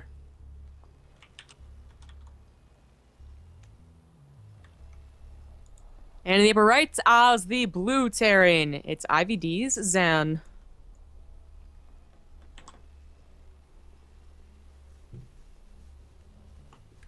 Well, we were, it's kind of lucky too. I believe that I cast with you when you covered Zan. I was about to say that. Yeah, so I think you have like a little bit more experience actually seeing Zan. And one of the things that we talked about a lot during those casts, and something Zan has said himself, is that just not specific to TVT or anything, but just in general, he is the kind of player that really, really likes to put on aggression, sometimes even at the cost of his macro. And one thing that he's also says, TVT, very rarely does he ever go for like one Rax expansion or like, you know, a fast expand by any means. He likes to be really in control of the matchup. He likes to put on a lot of the pressure and make sure that his opponent is playing around what he's doing rather than vice versa. I do recall mentioning how odd it was that he likes to be so aggressive, yet is uncomfortable with TVT, as it's become a really aggressive matchup. And it used to be that when you heard TVT, you imagine Marine Saviors and Marine Tank for like 30 minutes, and it was one of the matchups that you thought was going to last the longest, you know, back when matchups didn't last past the 15-minute mark. But now it's really become a point where, like, you know, me and Rifkin cast like a series that literally lasted like 5 minutes. It was like a Reaper versus Proxy Reaper versus 14cc, and then like a double Reaper versus Reaper opener. So it was like hard counters, and it was just like, oh, that was fun. No, it wasn't. It looks like we aren't going to be seeing that kind of level of hard counters, but we are going to be seeing different builds already. A second barracks already thrown down for Kelazhur, and he is looking to put on some pressure of his own. Weirdly enough, the player that we were just talking about, you know, that puts on the pressure is going to have a lot of the pressure put on him instead. Yeah. And you know, it's not quite a hard counter, but it is a difficult hold for Zan to go ahead and deal with 2 Rax Reaper. The worst thing you could possibly do against 2 Rax Reaper is pretty much go Reaper yourself and then a second Reaper. So Reaper Factory, because you have like 1 or 2 Marines to actually deal with, like 2 and then 4 and then 5 Reaper. So that's pretty bad. But he's going to have Marines, and all he needs to do is pull the SCVs for a little while until he gets a Hellion out. And you will want to get a Hellion. You don't just want to try and muscle your way through, because while they might stop at 3, they might not. They may go to 5. And while some people might stop at 5, some people don't. Like Ruff goes up to 7 and then 9, and you're turning on Marines that entire time. Well, or that happens. Yeah, first Reaper actually going down, and this is something that actually Kelazhur has said himself, like, it's kind of weird he went for this sort of very aggressive style, and actually the SCV gets in the main base for Zan. He gets the full scout off on both of the barracks, and Kelazhur's kind of said, like, he doesn't really have a lot of faith in his own micro. He's actually said that in Brazil, where he's from, he's like, people have a nickname for him as the world's worst Marine splitter. Wow. Yeah, weirdly enough, which actually is really funny, because then you would think that TVZ would be his worst matchup, although he's said he doesn't feel great about that. But yeah, it is kind of interesting that he decides to go for this, and oh my god, these Reapers! Oh man. Oh, that was absolutely terrible. Well, that's I mean, it already kind of failed, honestly, when the first Reaper died. Reapers really depend on snowballing a lot. So if the first one dies, you gotta depend on them making a huge mistake to actually get back into a position that's all right. I mean, it's not like it's game over, but 2 Rax just really doesn't, you know. There's a reason that everyone goes 1-1-1 in some form, in some way. I mean, whether it's drops, Banshees, after, before Command Center, it doesn't matter. They want to get to that high tech, and, you know, going double Reaper does delay that for a while. Yeah, no, I think we're going to be seeing sort of the differentiation between their styles really come out now, and that's sort of just Zan still sitting on that one base, as you're saying, like going up to that starport, getting up, kind of that high tech a little bit earlier on, whereas Kelazhur, you can see he's gone for the expansion. Kelazhur, at his heart, I think, is more of a macro player, because again, like, he doesn't really feel like he can rely on his micro, so he has to make up for it with macro. And again, I'm going to throw out this little defense. You guys heard it in the actual recap videos, But Kelazhur does actually play from Brazil. That actually does mean he's playing with quite a bit of latency, and that does factor a little bit into his micro. Yeah. I can't think of a matchup. I just think it's really just the race being very, very micro intensive. Yeah, so it's unfortunate for him. Yeah, unless you want mech, of course. Mech is an option that you could do. I mean, like, plenty of people, the biggest one, MVP, goes mech because of a certain reason, which is that he doesn't want to strain his wrists as much as possible. So it is lower APM. There's not really any, debating that. Doesn't mean it's, less skill, just a different type of skill. You're not, no, anyways. Yeah, I know what you're saying. But yeah, one kind of interesting thing about Zan's playstyle is that he hasn't really said it in his interviews, but it's something I could very much feel whenever I watch his plays, that he's very much aware of positional play, which I think is another, God, it just adds on to the things of like, well, he's really aggressive Terran and he doesn't like TVT, and he's really aware of positional play and he doesn't like TVT. It's like, yeah, it's so strange to think about, but he is actually very good with his positional play from what I've seen. So I'm interested to see how this is going to shape up, because this is going to become much more positional as we end up seeing medevacs and siege tanks now out on the map. Yeah, so what Zan is going to do here is very common, which is the double medevac drop with the Raven. This SC, or this Reaper actually, this Reaper doesn't scout it actually. Moving out, it's not a bad guess to make ever, to just keep your units in a position where the most likely to drop. Unfortunately for Zan, these positions don't really cater towards that. If he was in the bottom position, oh my god, he's dropping the main right now, like no problem. Here it's a lot more awkward. You don't really want to drop here, but he does. The siege up. Oh, these Marines are actually completely just stacked up here. It's like a one tank though, and that's already good. Yeah, Hunter Seeker missile actually working out relatively well and picking up one of those tanks, but Kelazhur, he's not really mining from this expansion, which is kind of annoying. At the same time, Zan's had time to establish his own expansion. But, I mean, for how long is this aggression really going to last? Yeah. It's not really a position where you can even just, you don't usually fortify this drop. But, maybe on Overgrowth, you actually send some Marines over there and you pick them up and you go into the main, because it's possible. But it's a lot more awkward of what to do. And without he actually lost the air vision for a while there with the Kelazhur's Viking. So this was easily cleaned up. Didn't lose too much at all. Lost a couple of mining time, and maybe a couple of SCVs also went down. Yeah, and I'm actually really impressed with the fact that Zan got out of there with that siege tank. I thought it was almost for certain gonna die, just because, again, it was like as soon as Kelazhur gets enough units, he busts in over there and tries to push out that force, and he does manage to do so. But kind of cool for Zan to be able to unsiege that in time. But it kind of goes to show again, Zan, he likes to put on the pressure, even if he's not making a lot of damage happen. He's forcing Kelazhur to deal with the aggression. He's forcing Kelazhur to kind of play around him. Yeah. So like the Raven has become a lot more useful now. It's always been gaining usefulness in all matchups really, but especially in TVT, where of course it's used to buffer that 2 tank drop. That's really kind of why it's become so popular, is that when you throw it on auto turrets and suddenly it's a lot more fortified. But we've also been seeing a lot of the Koreans, and of course a lot of people just they study Korean. It's not a secret, right? Go figure. They just recently been really abusing the Raven, so it's very key to keep it alive. But they've just been coming back continuously, like not even just once, but like up to 3-4 times. They'll attack someplace with their main army, and instead of like a drop or something, it's actually auto turret harass. It's becoming so much more popular just in the last few days that we've we wouldn't have the option of casting so many Koreans, but like Center used it to great effect. I mean, killing a lot of things with SC or. Yeah, killing a lot of SCVs with Hellions, and then like 10 more with auto turrets. Something insane like that.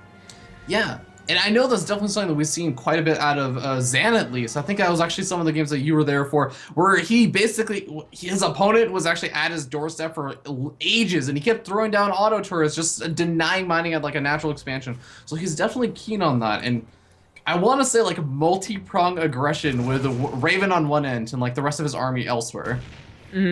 Yeah, it's very effective.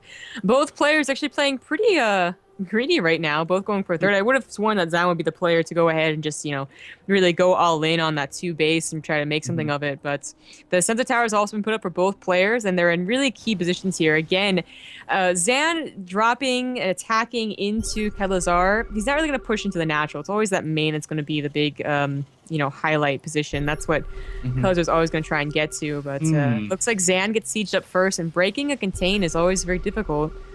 Yeah, but one kind of nice thing over here for Zan is that by putting his presence out over here on this side of the map, he actually scared Kelazhur for a second, where Kelazhur loaded up those double medevac drops and then decided to unload them, but I guess he's reconsidering. He's going to be going for it again, but oh man, if he actually just gets doom dropped over here from the bottom side of his main. Yeah, again, they both have sensor towers, so Kelazhur realizes like, oh, I gotta get up there, I gotta get up there. Yeah. And he does. So there's no immediate doom drop, and like we've been seeing a lot of TVTs, not yet anyways, but 2 drops are gonna be scouted by a single Marine. Oh, you're almost dead, man, but you're so useful. Doesn't matter if he's stimmed to death in a total druggie, he still has his part to play. And Oh, pre-pulling SCVs is an interesting idea. Probably want to pull them back right now as they're being targeted with the aggro. yeah, I mean, he does clean up the drop. He loses a handful of SCVs, but not as many as I would have expected. Yeah, not bad. Not bad for both parties, really. What is really bad, though, is that Kelazhur still doesn't have a 3rd command center, so that actually pulled the entire army back. He just doesn't know that. He could take the command center that he has right now. Yeah, he does have a 3rd CC, actually, I think, but he hasn't really landed in that location, That's what I meant, right? He's not, yeah. Exactly. But now he realizes that the army's gone, but it's moving back now, so you gotta get over there real quick and defend it. Oh man, well actually Zan may be able to get into a decent position if he managed to get past all these siege tanks on siege right now for Kelazhur, but managed to siege up just barely in time and push this army back before they can get up that ramp. Yeah, I feel like if he didn't siege his tank so far back, he might have been able to do something. The thing is that he forced Kelazhur to stop just before actually fully defending this base. He can go around, technically. It's actually taking him forever as he didn't lift up and do it, so Kelazhur just reposition and everything's going to be A-okay. There's still no turret ring, though. And, you know, if Zan scans the main and sees that, you just go for it. Like, 2 Vikings is not enough to cancel, or, okay, there he goes, he's going for it. The 2 Vikings are in position, but again, it's not enough. Yep, a couple of Marines over there as well, but again, it's just not a whole lot. Hunter Seeker missiles actually go down and kill both of the siege tanks. That's actually a really nice pickoff over there for Kelazhur. Point defense drone going to be nullifying a lot of those Viking shots long enough for them to get both taken out, and the medevacs are going to be surviving. How much damage is Zan going to be able to do over here? Already taking out a couple of the production facilities. Zan does have a 1 upgrade lead, so he is actually doing fairly well against, I think, what was a initial bigger amount of Marines, and actually he does push him back. I don't know what's what? The upgrades are actually really working out here, but he does have to finally pick up. There we go. But he took down so many he took so much production down. He took down so many Marines with him as well. Whereas usually you try and boost out and you lose like 1 or 2 medevacs. He treated well and got whatever was left out of there. Yeah, exactly. He got the medevacs out of there, which I think is so nice, because in TVT it's like nice again to like have some of those Vikings out and just be able to kill off some of your opponent's medevacs. So if you don't have to like replenish your entire medevac count, it really does help. And of course, obvious things about, you know, you can stim up your Marines and you still have energy on them. Yeah. The upgrade lead that was there for Zan actually just immediately just like went out. It's now 2-1 versus 1-1, and Kelazhur. Well, actually, the rest of the upgrades will line up nicely. Zan, of course, having that +1 vehicle over Kelazhur, yet Kelazhur getting +2 factories. Like, that's actually 3 factories are rather a lot. Like, there's some players that just prefer tank-based TVTs, such as Polt. You know, very positional, but also easily harassed. You know, like you may not be able to take on the actual army, but you can maneuver around it. Exactly, and I think that's exactly what Zan is going to try and do right now. I mean, he just has 5 Marine medevac drop. Oh my God, is he going to be able to get out? No, it's going to get the command center. Oh, you can totally target the command center. Oh, there it goes. There it gets it. Oh man, yeah, Zan is gonna be able to do some nice damage over here. At the same time, actually, a drop over the 3rd expansion. Just a handful of Marines actually able to do a lot of damage over here. Kelazhur on the other side of the map. He's just got to go for it at this point, I think. Yeah, he did not lose a 2nd command center. He actually has a 4th there as well.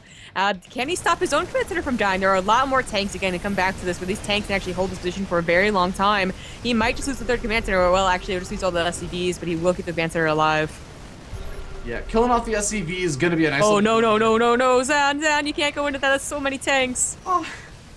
Okay, decides to reconsider and repositions his own siege tanks back over at his natural expansion. His army, or a large chunk of it, is still on the other side of the map. That's denied mining over at the natural expansion of his opponent, but Kelazhur's mining his 3rd again.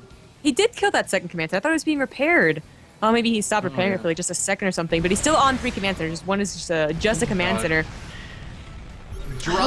Drop for Zan actually moves into the main base. SCV is being pulled, taking out a lot of these siege tanks. The Marines also taking a lot of damage. It looks like Zan is going to get cleaned up, but he did do a lot of damage. Only 27 SCVs left over. Kelazhur, he's got to make something happen at this point. Oh man, it's three command centers. As dirty and awkward as this game has gotten, it's still fairly even. Kills are actually a lot less SCVs, but a lot more army supply. Yeah. He's the one with the contain, so it's I think he's better right now, right? Like he has the contain, he has the time to get the SCVs up. Zan's the one that just has to stay in 2 bases and just hope that he doesn't get overrun. And that's going to be a very, very awkward situation over here. I mean, what do you do here? Do you try and just start dropping Marines from the bottom side of your main base and start going for like a big flank, a giant concave that you can set up for and kill off your opponent's army? Maybe. I mean, tanks aren't that great, firing in more than one direction, but there are just so many tanks for Kelazhur. Like, oh, and this reinforcement line is just, if he has to break out right now before this reinforcement line comes, because then he's never ever breaking out. Yeah, and that is going to be a very, very tough choice. How exactly is it going to break out? I think that's a question on everybody's mind right now. Anyways, I'll stop with that joke. But anyways, puns intended. Kelazhur is honestly doing an absurd amount of damage right now, and every second that Zan is not finding a way to basically get out of this containment, he's losing time mining from a 3rd expansion. He's losing the ability to really reinforce at the same level that Kelazhur is able to. Yeah, this is spiraling out of control, and he actually brings the SCVs, and he tries to drop on top. This is actually not that bad, except he only completely messes up that micro. Oh, well, it probably wasn't going to work anyways, so GG. Kelazhur going to be taking game number 1 in the TVT series, and honestly, I think that Zan, he's on IVD Gaming. IVD Gaming is a much more well-known team. I know a lot of people out there, like a lot of the people actually in the chat are actually that watch the show and like the tournament and everything, they tend to be actually people in GM and stuff. So a lot of people might be more familiar with Zan. Kelazhur, he's like from Brazil and everything. He's doesn't necessarily interact with a lot of the North Americans quite as much, but he's showing that he's a really, really strong player. And with that being said, we're going to be looking to see how exactly the next game is going to go. Kelazhur, once again, kind of, I'm trying to figure out like what exactly was like the big turning point for that game. And to me, it was when Zan was going for the big drops and everything. He denied mining at the natural expansion, and he even killed off the natural expansion command center. But he ended up trading like his 3rd and also allowed Kelazhur to get the contain up on him. And I think that was, it was sort of the killing blow for him. I agree, because if he, usually when a base raid happens at TVT, it's whoever has tanks sieged up in a good position. So like not just in the main, but like covering their natural too. Mm-hmm. So at least mining from 2 bases. In that situation, it's actually kind of like different because one player went for heavy tanks, the other player didn't. It was more about Zan not holding up in his main, but getting enough Marines to take out the tanks before they sieged up. Which obviously didn't happen. He actually didn't have that much time to, so it's kind of, like, was it ever possible? Probably not. Kelazhur was probably going to win in a base raid scenario, unless he accidentally unsieged, which hopefully doesn't happen. But it is the worst matchup, but hopefully not. Yeah, exactly. It wasn't that bad. But that is it's a hard situation for the player that is going more Marine heavy, I'd say. Yeah. That would definitely make sense. Well, the next map is going to be King Sejong Station. And this is an interesting map in terms of just, I guess, positioning of if we do get to that same stage of like lots of Marines, lots of siege tanks in the mix, there are some kind of weird wraparounds that you can do, especially with like siege tank positioning outside of your opponent's natural expansion. You can actually get sieged up like really close in range of the mineral line and everything. So we'll see if that comes into play as we go ahead and jump into the game, introduce the players. Spawning down here in the bottom right corner of the map on top of the red Terran player representing Team Pro Dolly. It is Pro Dolly's Kelazhur.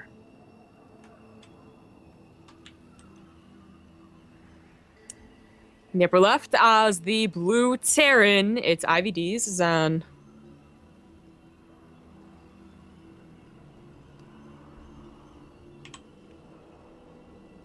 So Zombie Grub, I know that you're very, very familiar with the Caster Curse.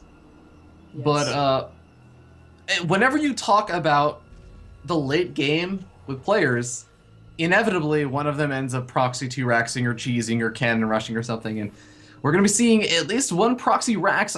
I'm curious whether or not there's going to be like a gas geyser, if there's going to be like a Marauder play, or it's an 8, so that's a Reaper. We have actually been seeing the resurgence, I suppose, of the Marauder proxy, which kind of really found a favor for the Reaper. The Journey did nothing but it in the Olima League this morning. So, hey. But yeah, the Reaper is going to be fairly effective. Now, it is King Sejong, so the most common position, I'd say, is off to the left as opposed to off to the right. I was gonna say, like, it is really interesting for a Reaper play to be on the right-hand side, because this is much more likely to be scouted, right? If for some reason Zan says, oh, well, I need to be a little bit careful about cheese or anything, because, I mean, last game my opponent did go for, like, the 2 racks Reaper, or tried to make that work on me. So, if he decides to scout over by the 3rd, like, that gets scouted out, whereas if it's on the left-hand side of the map, it's actually just, like, really difficult for a Terran player to, like, scout that location. Yeah, it's gonna just be really, really long ways away, and it's probably just better to send it to across the to the base and see there's no racks, as opposed to like finding the racks on the left side. But it just, you know, the good news is that despite it being like really, really early Reapers, it's still kind of still comes down to the same thing as like that 2-rack Reaper kind of deal, right? Where like you try and get Marines, you try and go up to Hellions, and you pull SCVs when needed. And as long as you don't panic or do like a really bad build against it, you should be okay. You might take damage, but then you have that higher tech again, so the Banshee could return the damage even tenfold if they're not prepared. But right now, Zan is going straight up to a factory, so this will be, you know, just buy time to get that Hellion. Be okay. Yeah, first Marine's going to be popping out relatively soon, but 1 Marine versus a Reaper, not liking the chance for now. He's definitely going to have to pull those SCVs, and SCV is going to be able to at least chase this Reaper back in again, buy time, but already going to be losing one of them. Yeah, I like that, you know, pushing them off of the high ground. The SCV is harassing the SCV building the factory, but good on Zan not to let this actually die. If that died and he didn't realize it and the Hellion took forever to pop out, big deal right there, right? The Reapers really start to snowball from there, but very mindful, does finish it up, has 100 minerals, goes for the Hellion, there you go. Yeah, actually, the SCV gets a couple of final shots off on one of those Marines, maybe looking to actually weaken it up, soften it up for the second Reaper that now comes out, and now that final Marine actually is going to get taken out. And here's the thing, Kelazhur starts to snowball as long as he can keep killing Marines and not letting his Reapers die, because they will regenerate the health. Yeah, I think this is the time. You still have to pull SCVs, because just a Reaper, or just a Hellion actually doesn't beat 3 Reapers, especially if they're not lined up. Yeah. That actually dies fairly fast. So you're still going to be very careful with how this does. But once you get up to like 3 Hellions, that's when you can just stop kind of trying that hard. That's what I'm talking about, right? Like, you need to get down to half health space to repair it. So let's be very careful. But good control from both sides this time. One of the nice things about the Hellion, though, as long as you can keep it alive and not let it get 3-shot or something. Oh my god, I really like the repair from Zan. But the Hellion, if the Reapers get really low in health, the Hellions can actually chase down those Reapers and actually get that final shot off to kill them if they overcommit. Yeah, with 2 Hellions, you're pretty much safe, right? Unless they had all 5 Reapers, if they went up to 5 Reapers alive, you're safe with 2 Hellions. So the last Reaper doesn't even get rallied in, it just goes back home. So that's 3 Reapers to... It is 3. Oh, it's actually down to 2. Never mind. So that's the second Reaper gets rallied home. Yeah. And the 2 just go home, and they'll help against the Hellion counterattack that could happen. I like that Kelazhur is putting this bunker down, because he's got to figure, you know, did he ever get like really a great scout after that? I don't think he did. He doesn't know if a starport was behind this, or like a reactor on the barracks, or like, you know, more Hellions or a Banshee. But this will help against the Hellions, and that was the biggest threat. Yeah, it's a really good point. A lot of the aggression with the Reapers ended up happening over at the natural expansion, not inside the main base after a while. So, yeah, he's going to be a little bit in the dark, but both of them are going to be getting up those starports and eventually getting up that tech lab now coming down for Kelazhur, and we'll see how this, I imagine, Banshee? Okay, yes, Banshee follow-up going to be coming out alongside Cloak. Yeah. Okay, so not overly paranoid that, you know, his opponent got up too fast to it. And of course, his opponent did dedicate to 3 Hellions. It wasn't just 1 and done. So, but is Zan going to go for the Viking first? He's going to go for his own Banshee. I don't think the Banshee is just no tech lab on the factory, and there's plenty of opportunity to do so. As I say it, tech lab actually gets put on the starport. So this could be his own Banshee, and in that case, it could get ugly. You know, the Banshee versus Banshee when no player gets a Raven and like they both refuse to, always gets a little weird. But it's kind of over and done with. People aren't nearly as like stubborn about only going Banshees. They're more than happy to get Raven. Yeah, I've noticed more and more, just like so many Ravens coming in. It almost maybe even lends into what we were talking about earlier in the last game. Like, Ravens can actually do their own sort of form of harassment in the later stages of the game, as long as you have a nice safe army to actually get them to the other side of the map, and then maybe throw down like some point defense drones, auto turrets, hunter seeker missiles, etc. Yeah, exactly. So this Banshee comes in, cat. No, don't crash that crash. Ooh. That would be unfortunate. It's always a danger. But there's a Raven out, and there are 4 Marines. That's That- not a lot of anti-air. No, it's not. No, it's not. So he's gonna have to, be very careful. Well, actually, Kelazhur has to be very careful. He could kite these technically and kill them all. Kill them all, but just be very careful in doing so. Yeah, but as he actually waits and tries to do that, I think that 2 more Marines will probably be able to pop out. The Banshee still has like relatively low health, so Yeah. he's gonna have to be careful. And of course, the Viking also on the way. So this all just puts a big timer on how long Kelazhur can actually stick around over here. But going for the tech lab, I mean, He could have gone for the Marines, and he finally does start towering them down. He's got to be careful, though, because that'll ooh, auto turret. Nice play. Yeah. But, he probably could have just sacked more onto the SCVs. There was, like, a little hesitation, like, do I take on the Marines? Do I not? So Yeah. he never got into the SCV line, which is a bit of a waste. Taking on, like, the 2-3 Marines is probably not that big of a deal. But Hellion versus Hellions, and, well, Kelazhur has more Hellions, so we'll see how that's going to go. Well, and also, oh, no. lighting Oh, him up. no. Oh, man, Zan losing Oh, this almost all the actually- Hellions. Well, the auto turret, luckily enough, is in a good position to help out here. Funny, but, great for him. The tank pops out at a really great time as well. He can just run past this, and honestly, he probably should have in the first place, but he gets past with 2 Hellions. This might not be enough. Well, if the Ooh, SCVs ooh. line up, he may be able to kill out some pretty good kills. There you go. Okay. He'll have a couple SCVs. That could have gone a lot worse, I gotta say. Like, the 4 Hellions dying to, like, taking no Hellions out themselves. That was pretty scary. So I think what Kelazhur was trying to do with that was he tried to run the Hellions over the main base, and he immediately moved in with the Viking and Raven to the natural expansion, hoping that there was to be some like SCVs transferring over there. But unfortunately, there were no SCVs, so he could have thrown down like either auto turret or Hunter Seeker missile on top of those SCVs. Yeah. Well, now things have calmed down a little bit. We'll just look at the economy, I suppose. And, well, Kelazhur is up by 8 SCVs. So that's pretty darn good. I think he also has his production going. Yes, he does. Whereas, that's not only 3 racks production, that's also the Tech Lab researching Stim, which Zan is not on yet. Looks like he might be preparing for a draw. No, just a push out, actually. Just a straight push out, getting another tank, another medevac, and seeing what he could do. Yeah, Kelazhur looking to be in a pretty decent position as he does go for the drop. Army moving out across the map, though, for Zan, and this is kind of what I was talking about or hinting at earlier on before when we were talking about King Sejong Station. There is this very awkward area over by the destructible rocks where you can siege up your siege tanks, and guess what? You are in range of that mineral line. Yeah.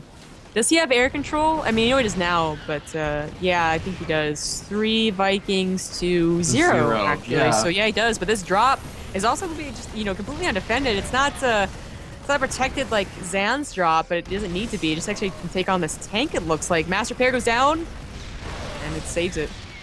Oh man, it's gonna be a really, really crucial save over there. But I kind of like Oh. Kelazhur's position a little bit better because Kelazhur, just put that in your main. What are you doing? What are you doing? oh no. I mean, Oh even- no! Oh, he blocked the the Hellion Hellion! Oh, he's gonna keep doing it too! Oh, never mind. Okay, no, he did it. Oh, that last 3 Viking shots could have killed it. Oh, he's gonna the kill auto it! turret! The auto No, turrets! no, he's not focusing it. Okay. No, Okay, okay. the Marines are gonna be able to kill it off though. Woo! That was close. That was got a too little- close. That was unnecessarily close. Like, he could just take it to the main. Oh man, well he does manage to save it, and at the same time, it looks like Zan is finally ready to break this kind of annoying siege tank harassment set up as natural expansion. Kills off both the siege tanks, kills off the remainder of the Marines, and that was kind of one of the risks that Kelazhur took by dropping in the actual natural expansion, where as you can see, Zan took a little bit further out from the natural expansion. All of his siege tanks are on the low ground, but that does make it harder to actually get rid of. Yeah, absolutely true. So, while Zan is down by 12 supply, he was denying the second base, and, Kelazhur's just like, okay, I'll just take the third. Like, your entire army's over there. You gotta reposition if you want to come get it. Yeah, definitely. And I really like the decision to just take your third expansion. It was like, well, it's I actually don't mind. Just you can siege up over there, and Zan is finally like, okay, I guess I have to return on home. But it might be a little bit of an awkward engagement over here. Kelazhur the looks like he may be stim. aware. Sim is done, Oh. and Sim will wreck this. Auto This is actually turret my goes, GG. yeah, auto turret goes down, but to no avail, as all of the units actually over there end up dying, and Zan gonna be on a big retreat back home. He still has a decent number of these siege tanks back at home, so Wow. he can try and siege up in a good position. I think that should be enough to at least deal with just the Marines alone, but with the reinforcements coming in from Kelazhur, this is still could end up being a scary push-in. Yeah, the problem right now is that you can definitely take care of the natural. Pushing up a ramp with a bunker is just enough to make sure that he holds, but you can't defend more than one place. So, he sends some up here, some down there, and then both places aren't really all that well defended. Mm-hmm. And a really quick, big shout out to Baseroy TV for the host. Thank you guys so much. And as we end up seeing Kelazhur now starting to push in over here with the Marines, with the siege tanks, is he going to be able to break in over here? Well, he's definitely should be able to take out the ball. Oh, actually. Yeah, it just goes up there. Oh. This is the big problem. Zan doesn't have enough, and Zan's production not even done. So if it was, it would have been sieged anyways, but now it just might be canceled. Mm-hmm. Siege tank siege up on the low ground. I like it. It's going to be a nice kind of safer play in a sense. Like, he's not going to be committing his siege tanks up on the high ground. Marines able to get in over there on top of that siege tank, managed to take it out, and Zan is able to reposition, but has he already taken too much damage? These Marines are in such a good position now. I think so. Awkward Marines dying for no reason to the south. That's okay. He's still sieging up the main. Then the natural is being mined, but, just send a couple Marines over there. Actually, it doesn't even matter. Zan realizes he's too far behind. Kelazhur taking the 2-0 victory over Zan. So, very impressive play out of Kelazhur. Zan, it's kind of weird because since we definitely have a lot of viewers just tuning in now, this is actually their weakest matchup, so I'm not judging them too hard on it. But Kelazhur definitely showing, you know what, he said he worked on this matchup quite a bit, and I definitely believe him. He's looking pretty good on it now. Indeed. Well, with that being said, we're going to go ahead and pull in Kelazhur for the winner's game interview and see kind of how he felt about the game. And I don't know, what were kind of your thoughts about that last game then? Kind of like, because I'm trying to figure out, like, again, what sort of happened, because it's felt like for a while, besides like the weird, oh, my natural expansion can't really mine, I'll just mine at my third expansion, like, it felt even-ish to me. I can't really remember. I honestly can't. Let's see he thought. He probably remembers more. Kelazhur, welcome, man. How you feeling? And can we also get your webcam on? Yeah, awesome. Yeah, there we go. I'm feeling pretty good. The outcome was better than I thought. I thought the games were gonna be, it's not that they were easy, but I thought I would be in a harder spot than I was. Yeah, definitely. So we were actually kind of like wondering, especially in that last game, what do you feel was like really the big turning point in that game? What was kind of going on in that one, game number 2? I thought I could just end the game with a few Reapers. Mm-hmm. I didn't intend to end the game with a few Reapers. I usually ended with the Banshee follow-up, but he handled it pretty well. And from his build, I knew he was gonna go and siege up by my natural. That's like the most common thing to do in TVT, especially when you're going 3 Vikings and no medevacs. So I just I counterattacked, and I sent my CC to my third base. Is what I usually do instead of trying to defend it, because he had more Vikings, so there's no way I can have beat him air control. Yeah. And I can't keep scanning because I only have 2 orbital commands. Yeah, definitely. Now, one other kind of question I had is that in both games you went for like this, I don't want to say all in, but fairly aggressive opening. Like you went for the 2 Rex Reaper opening. You went for the proxy Reaper opening. Both of them like openings that need to do some damage, right? And actually in both games, I think game 2 you definitely got some better damage done. Game 1 just didn't end up working out, but you ended up being able to come back the longer the game went on. So I'm kind of curious, like, what went into your decision to go for the aggressive openings? When I think that generally, and you've said at least in the past that you don't feel super confident in your micro. First because I knew Zan always goes gas first, so it leaves him open to early aggression with Reapers. Yeah. So, and especially in Catalina, it's a good map for Reapers. I thought it would be nice just try to end the game with early Reapers. It usually works, but I messed up with my micro on the first Reaper. I thought he had 13 HP, but he had 12, which is exactly what you need to kill the 2 Marines. And I kept losing Reapers, and it just went downhill, but I just kept trying. I got my upgrades, I got my third, and the normal timing. I just played out as safe as I could. I didn't go the greedy route, trying to get back into the game, just played my own game. Yeah, I think it worked out and ended up working out pretty well for you. But with that being said, we're going to be actually going into the next game, which is going to be the winner's match. So you're going to be sticking around for that. But you're going to be facing off against Midday. I do want to know kind of like how you're feeling about that. I have no idea how Midday plays, actually. I didn't study him. I didn't check his games. Mm-hmm. I heard he's a really good Zerg. He does play for Complexity, which is a pretty big team. Mm-hmm. But it's TVZ, so I'm feeling pretty confident. I'll do my best. All right, sounds good. Well, ladies and gentlemen, we will be right back. We're gonna go ahead and get ready for that next series, but don't go anywhere. We'll be right back. I just said that.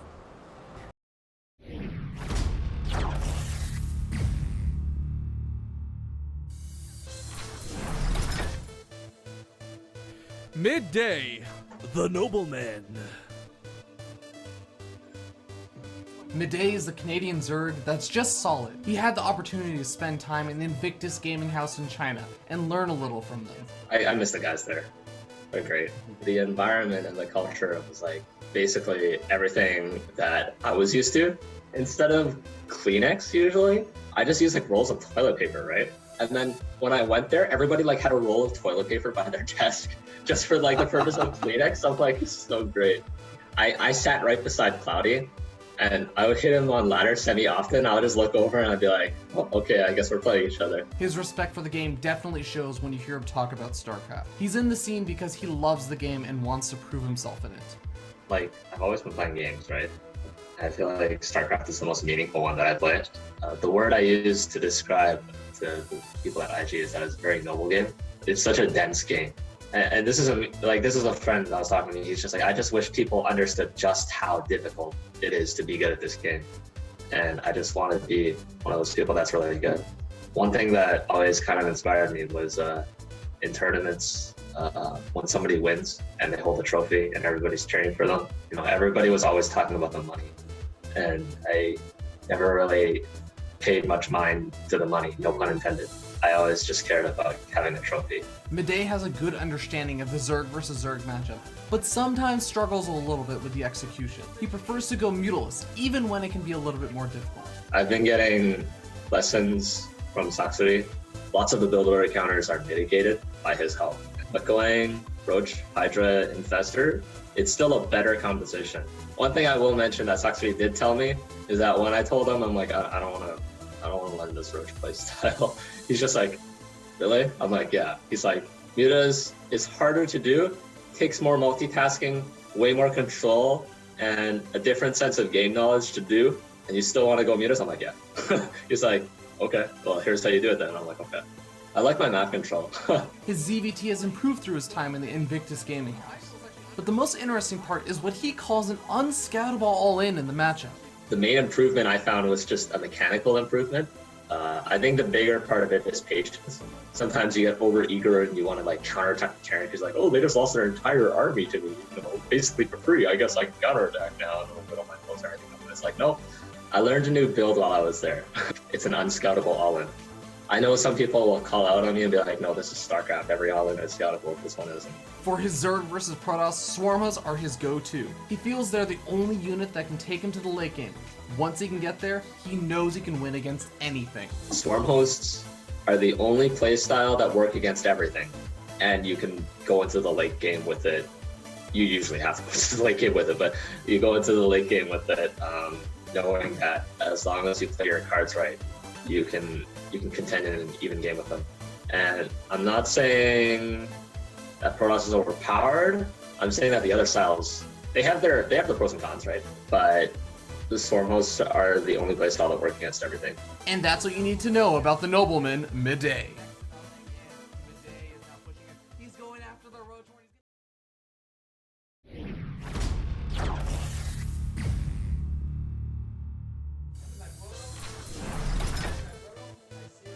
Kelazhur, the daredevil. Kelazhur is only half North American.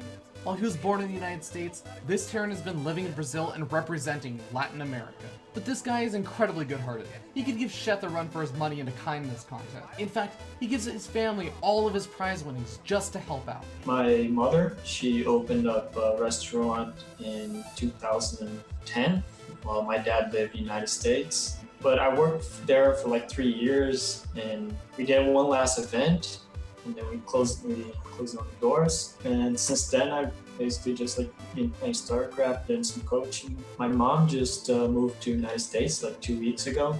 She basically like sold everything here and started a new life there. Since things are here are really hard. I'll also have to find a job to help out the bills since I don't make a lot from StarCraft. The little money I make from StarCraft is like from coaching and Latin American tournaments. I just give it all to my parents. He even wants to give the glory of winning to the entire continent of South America. I have a lot of people rooting for me in my country, a lot of fans, people who actually believe in what I do. They want me to break out because the Latin American scene is really weak in skills. Push myself really hard to become the best player in South America. So I wish to give something or an entire continent to look forward to have, I guess, like have an idol. He's a rising star in a region that most forget about. To make it out, he's got to take some risks. Luckily, he's perfectly fine with that. I'm not afraid to just take half my army and drop somewhere and, as soon as I see the opportunity, even if the gap is really small, I'll try to take advantage of it. I believe that the biggest risk of all is not taking any risks. He's not feeling great about his TVZ. While he'll tell you his micro is lacking, you can cut him a little slack with his constant 220 latency and solid macro. It's one of the worst when I take it to the late game when I have no advantage whatsoever. So I have to rely more on stuff that give me an advantage early game. I did some tests, and for example, I play with around 220 ping on the NA server. Like, it can be really good at macro, just not really good at winning the engagements. Terran versus Terran is actually his worst matchup. He often just tries to find advantages by taking risks with Doom drops. I would say TBT is my worst matchup.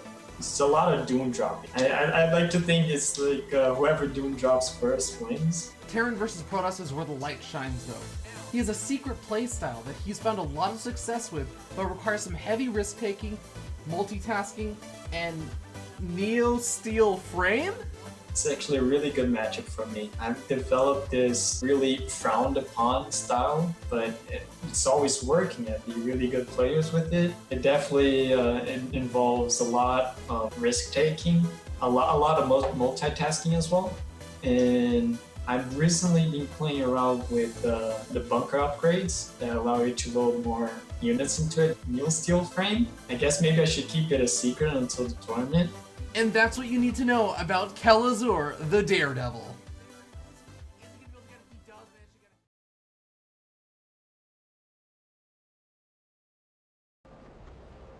Welcome back, ladies and gentlemen. We are here once again with Midday and Kelazhur. Still got Kelazhur over here, but in case you guys missed it, in the winners game interview, Kelazhur was talking a little bit about Midday and saying, you know what, he hasn't actually done a lot of research on him or anything, and he's going to be kind of walking into this one maybe with his more standard TVZ style. But Midday, how are you feeling about Kelazhur? I heard what he said, and the only thing that I have to say in regards to what he said is me agreeing with the fact that, oh shit, it's TVZ, I'm fucked. Okay. Yeah, and I haven't done any research on him either. It's not that I don't care. It's just that unless it's like rough, you don't do research for against Terran because they just do the same thing every game. Like and everybody, it's simple to execute a build or it's throwing like a hell battle in here, there, or whatever. It's just all the same. A good Terran player with reasonable mechanics and decent decision making will always be scary. So just gotta play to that. All right. Well, Midday, there's one really interesting question that I have. And it's the fact that during your actual interviews and everything, I asked you about Zerg versus Terran. I asked you where it was at, and you brought up something, and that very something was the fact that you had an unscoutable all-in. I hate you for bringing that up right now, but yeah. I'm sorry. All right. Well, I didn't actually ask her any of the details on it, so I don't know what the heck it is.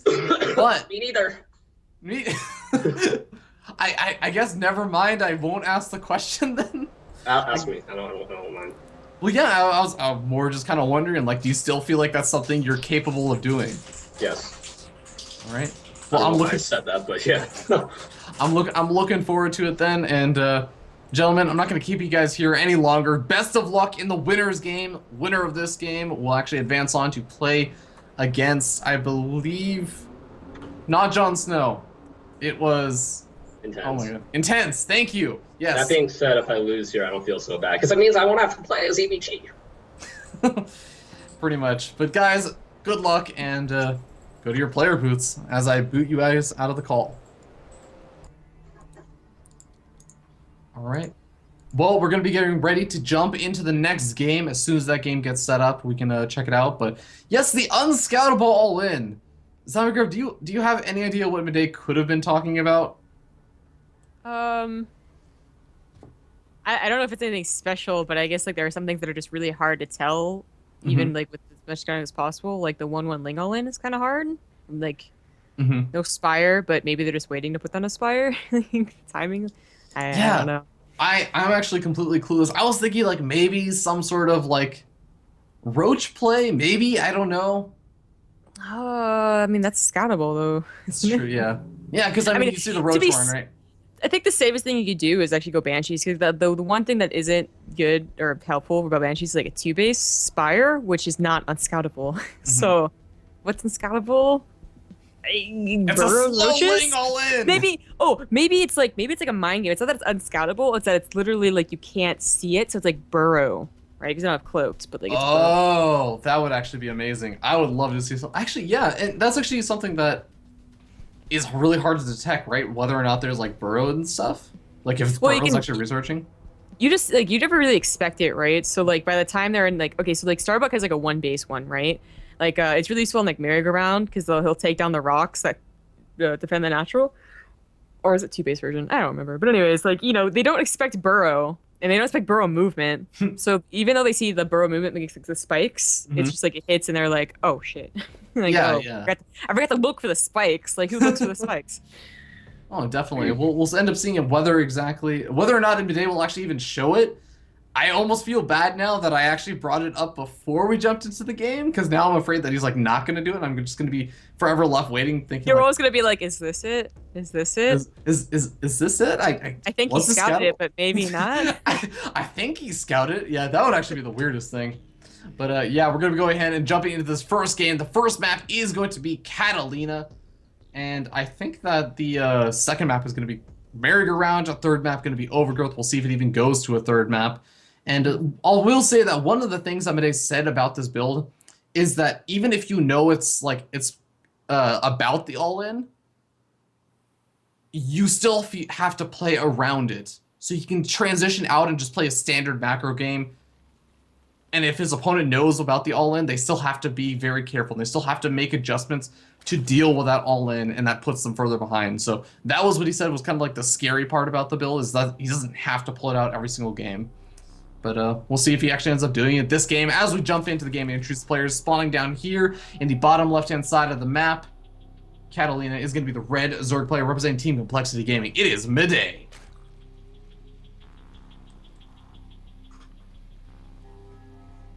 In the top right as the blue Terran, it's Kelazhur from Pro Dolly. An interesting team.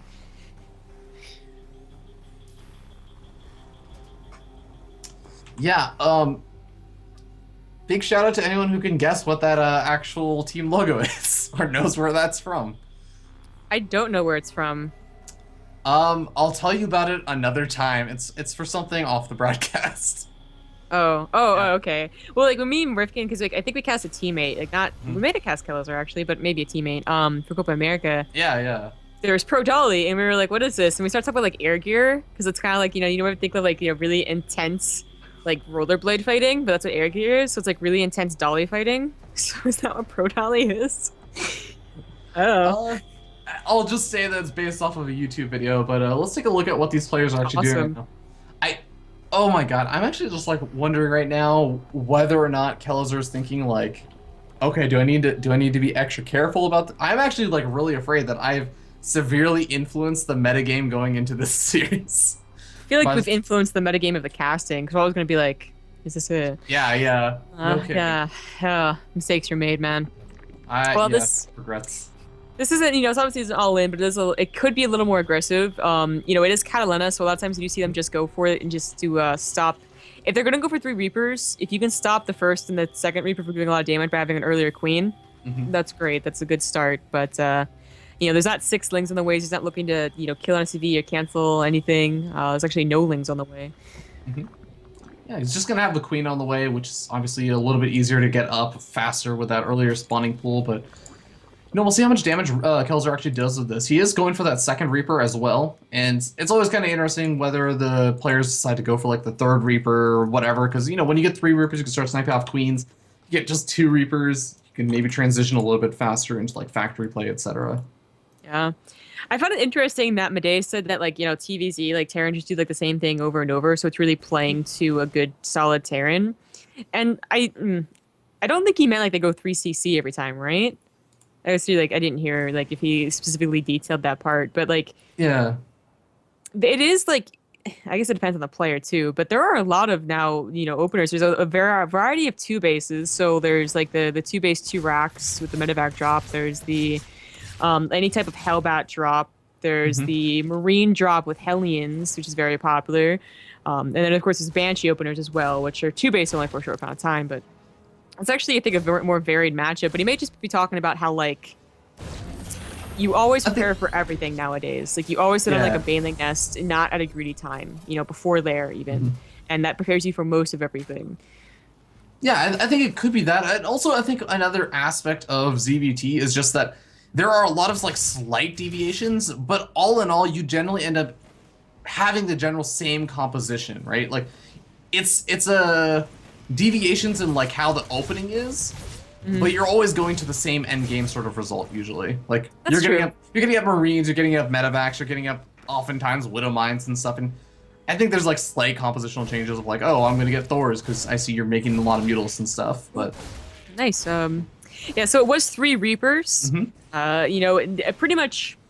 Not many people use this anymore unless it's Catalina, and then they'll bring it up every once in a while. So it's a very good map for Reapers, obviously. Getting the early Queens didn't really help out. He still lost 2 drones, and he could have lost a few more Lings, honestly, although it is getting around that time where it's actually past that time where if you were, trying to be as safe as possible against a speed timing, that would have been 6 minutes. So I'm surprised he's sticking around as long as he is. 3 Reapers can take on the amount of Lings that he has now, but there's nothing stopping Midday from making 10 more Lings and surrounding them. Yeah, it's actually going to end up working out a little bit better for Kelazhur, as you were saying, and that's kind of the thing I nicknamed Kelazhur the Daredevil, because he's basically said, the biggest risk in life is not taking any risks, and you can kind of see he's playing with fire with speed Zerglings out on the map, because he's like, well, if my opponent isn't making a lot more Zerglings, and I don't see that many, I could get more damage done, so why not take the risk and maybe get a little bit more of an advantage? It's kind of an interesting way of playing, because, again, it's a big risk. He could end up actually falling behind because of it. It's not a 100% play, but when it does work out, it works out well. Yeah, I mean, 3 Reapers adds a lot to the Hellions, and he's even getting Banshees behind this. This is such a powerful force that it can just go straight up into the natural and take on any Queens that are there. So, if there's not a Spine Crawler, there's not a Spore Crawler, a lot of damage can be done. If you lose the Reapers, you lose the a small amount of staying power the composition has, when they target the Reapers accidentally and they just heal. So it is pretty important that you keep them alive. Now, Midday did see this attack incoming, and now he sees that the Banshees are on the way with the Overlord. So, actually, it's not Banshees. Yes, it is wait a minute. Yeah. It's actually not getting anything out of there yet. Yeah. And he's building a reactor on the factory. Reapers managed to move in, and oh my god, actually great shots coming off from the Hellions. Managed to clean up the remainder of the Zerglings, but unfortunately only a single Reaper survives. Interesting choice to get just one cloakless Banshee. I mean, he did go for the 3CC and then a Banshee, which is already kind of interesting in itself. Most of them the 2-based. But now it's a little less scary. That cloak is really what's scary because Glare would have been quite done, but he pushes everything back, no problem. Yeah, Kelazhur are going to be pushed back, but he does still kind of have map control outside of the creep and everything. Obviously, the Queen's going to cause a little bit of trouble for the Banshee and everything, and of course, Hellions and Reapers not doing too well against Banshees, but behind this, Midday is getting up his 1/1 upgrades. He's gotten up his Lair Tech and Hydras. Well, yeah, so Roach Hydra, but speaking of 1/1, it looks like Kelazhur has just forgotten about his +1 armor. Oh. Yeah, I mean, he does have double engineering bay at the front, and he just chose not to get it. Or, well, he probably meant to get it, but it was probably like 99 gas or something like that. And he's there he goes. He starts it now, but it's pretty lopsided, which is actually pretty important. Like, Roach Hydra attacks really are very powerful when they have 2/2 versus, you know, opponent not having 2/2. And then once your opponent has 3/3 and you have 2/2, it's actually just like kind of just like, it's actually pretty terrible. But, you know, if Kelazhur has to wait a lot longer to actually get that upgrade, then it gives a lot more time for Midday to transfer out of the Roach Hydra all in and into, like, you know, Vipers and Ultras in his own 3/3. Or Broodlords, or, you know, whatever he wants to go into afterwards. Yeah, definitely. Now, I have a question. Like, basically, as a Terran player, one Kelazhur, he's seen the double evolution chambers. He's also seen the Roach Warren. Do you think that's enough of a tell to say, like, okay, my opponent's probably going into, like, a very Roach Hydra heavy play? It's actually not. Once upon a time, it probably was. You know, just any run of Roaches, you're probably going to go into Roach Hydra, unless it was only like, unless it was only like 4, and that was just protective Roaches. But you actually really want to scout if they are getting a Hydra gen as well, because the other choices that they have is that actually they can just do the 1/1 Roach attack and then go into Mutilating Bling, which hasn't happened, so that's actually crossed off the list. Then the other option would have been Banelings, a Roach Baneling all-in, which is actually kind of popular in Catalina.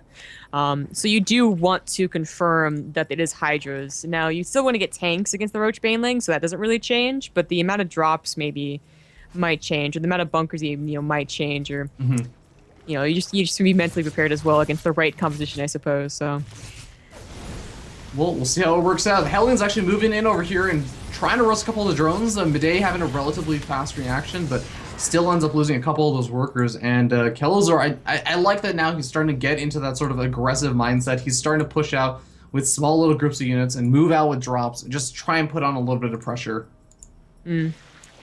Like the drops, he does, you know, obviously he saw the Hydras, so when you see the Hydraless Den, he knows that it's Roach Hydra. I'm very surprised he's not adding in any tanks right now. The drop is a little dangerous, but you, honestly, you're probably not expecting them to come towards you with a full push quite yet. You're probably waiting, you know, they're probably waiting until 2/2 or something, right? That's usually what happens, but Midday is actually getting ready to push, and I don't think Kelazhur is ready. Actually, he is ready. He pulls back everything. I really like this choice. Just pulls back into the main or the natural. And, I mean, at the same time, he's going to have the drop on the other side of the map. Midday, he realizes that's there now. He's trying to pull in some units, trying to get ready to try and defend against the drop. The Hydras maybe need to focus fire down the Metamax. I'm not actually sure. It might have been better.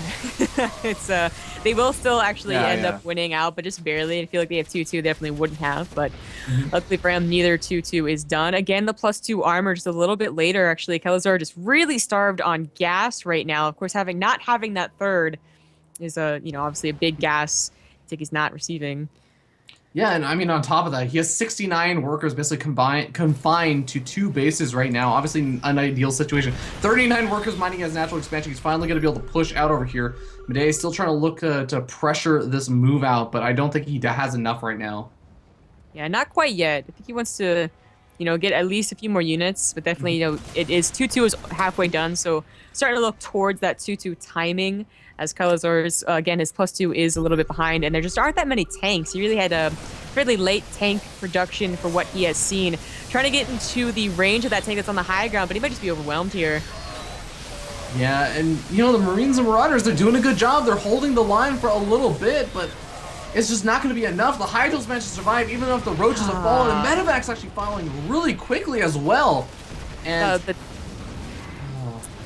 the tanks weren't they were doing great damage, or the tank, I should say, was only one tank, was doing great damage to the Roaches, but all the Hydras were completely out of range. So, and those were really starting to add to DPS. Oh, landing the command center was not a good idea. Yeah, it is definitely going to end up falling over here. Now, he may be able to snag a couple of these Hydras on the retreat if he sees up this tank, but I think that he's still a little bit afraid. He doesn't have that many units. He can't really trap these units in. Yeah. Oh. The Roaches coming onto the side, too. Yeah, nice little pickup on the tank over there with the Roaches. This might just be Midday's game. Pushing in here, it is into a choke, and the tank does siege.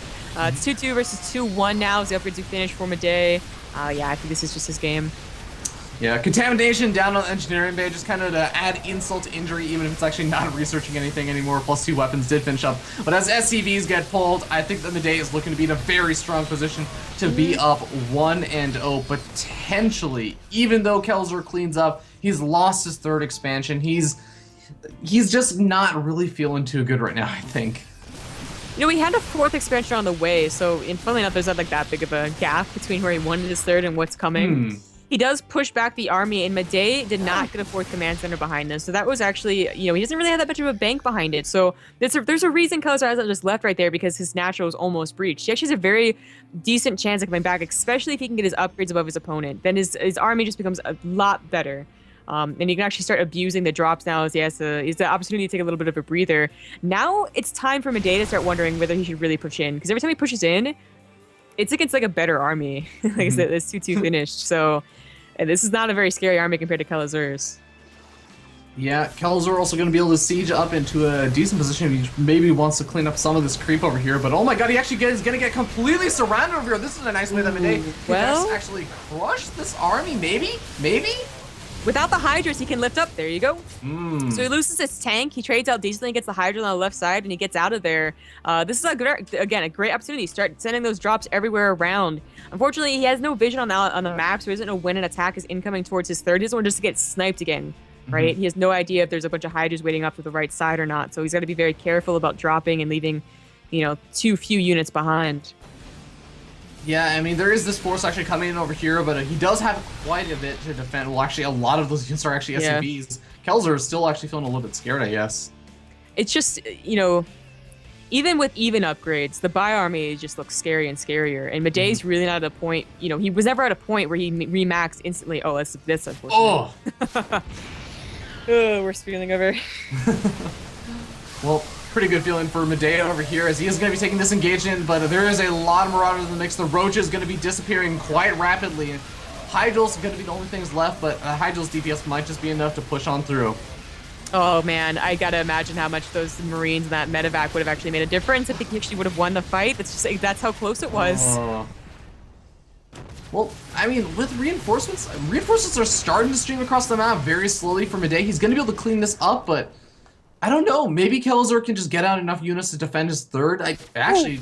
Oh no, getting the 3-3 upgrades. Oh, that would have been so nice for Kelazhur to have. Oh, wow. That was weapons too. Oh man. It was like 15 seconds, maybe 10 seconds away from finishing. That actually would have been a really, really nice boon over there. But now, plus the armor also going to get focus fire down. And Kelazhur trying to repair, but just a little bit too late to the trigger. And now the actually siege tank is going to get focus fire down as well by the Roaches. Not actually taken out just quite yet, but Midday, he's doing a lot of damage over here. There's some sick focus fire from Kelazhur right there. And he actually does take down that army again. It's just like, God, if so many small things have been happening, you know, if he had kept that 3rd command center alive, I actually think that he's winning this game actually pretty handedly. If he had not lost that medevac, or he had not pushed out that one time in the past 5 minutes, he probably pushes back Midday's army consistently just with the better army. But now he's lost the biggest thing, which was the upgrades. He lost all of his medevacs, you know, every single time.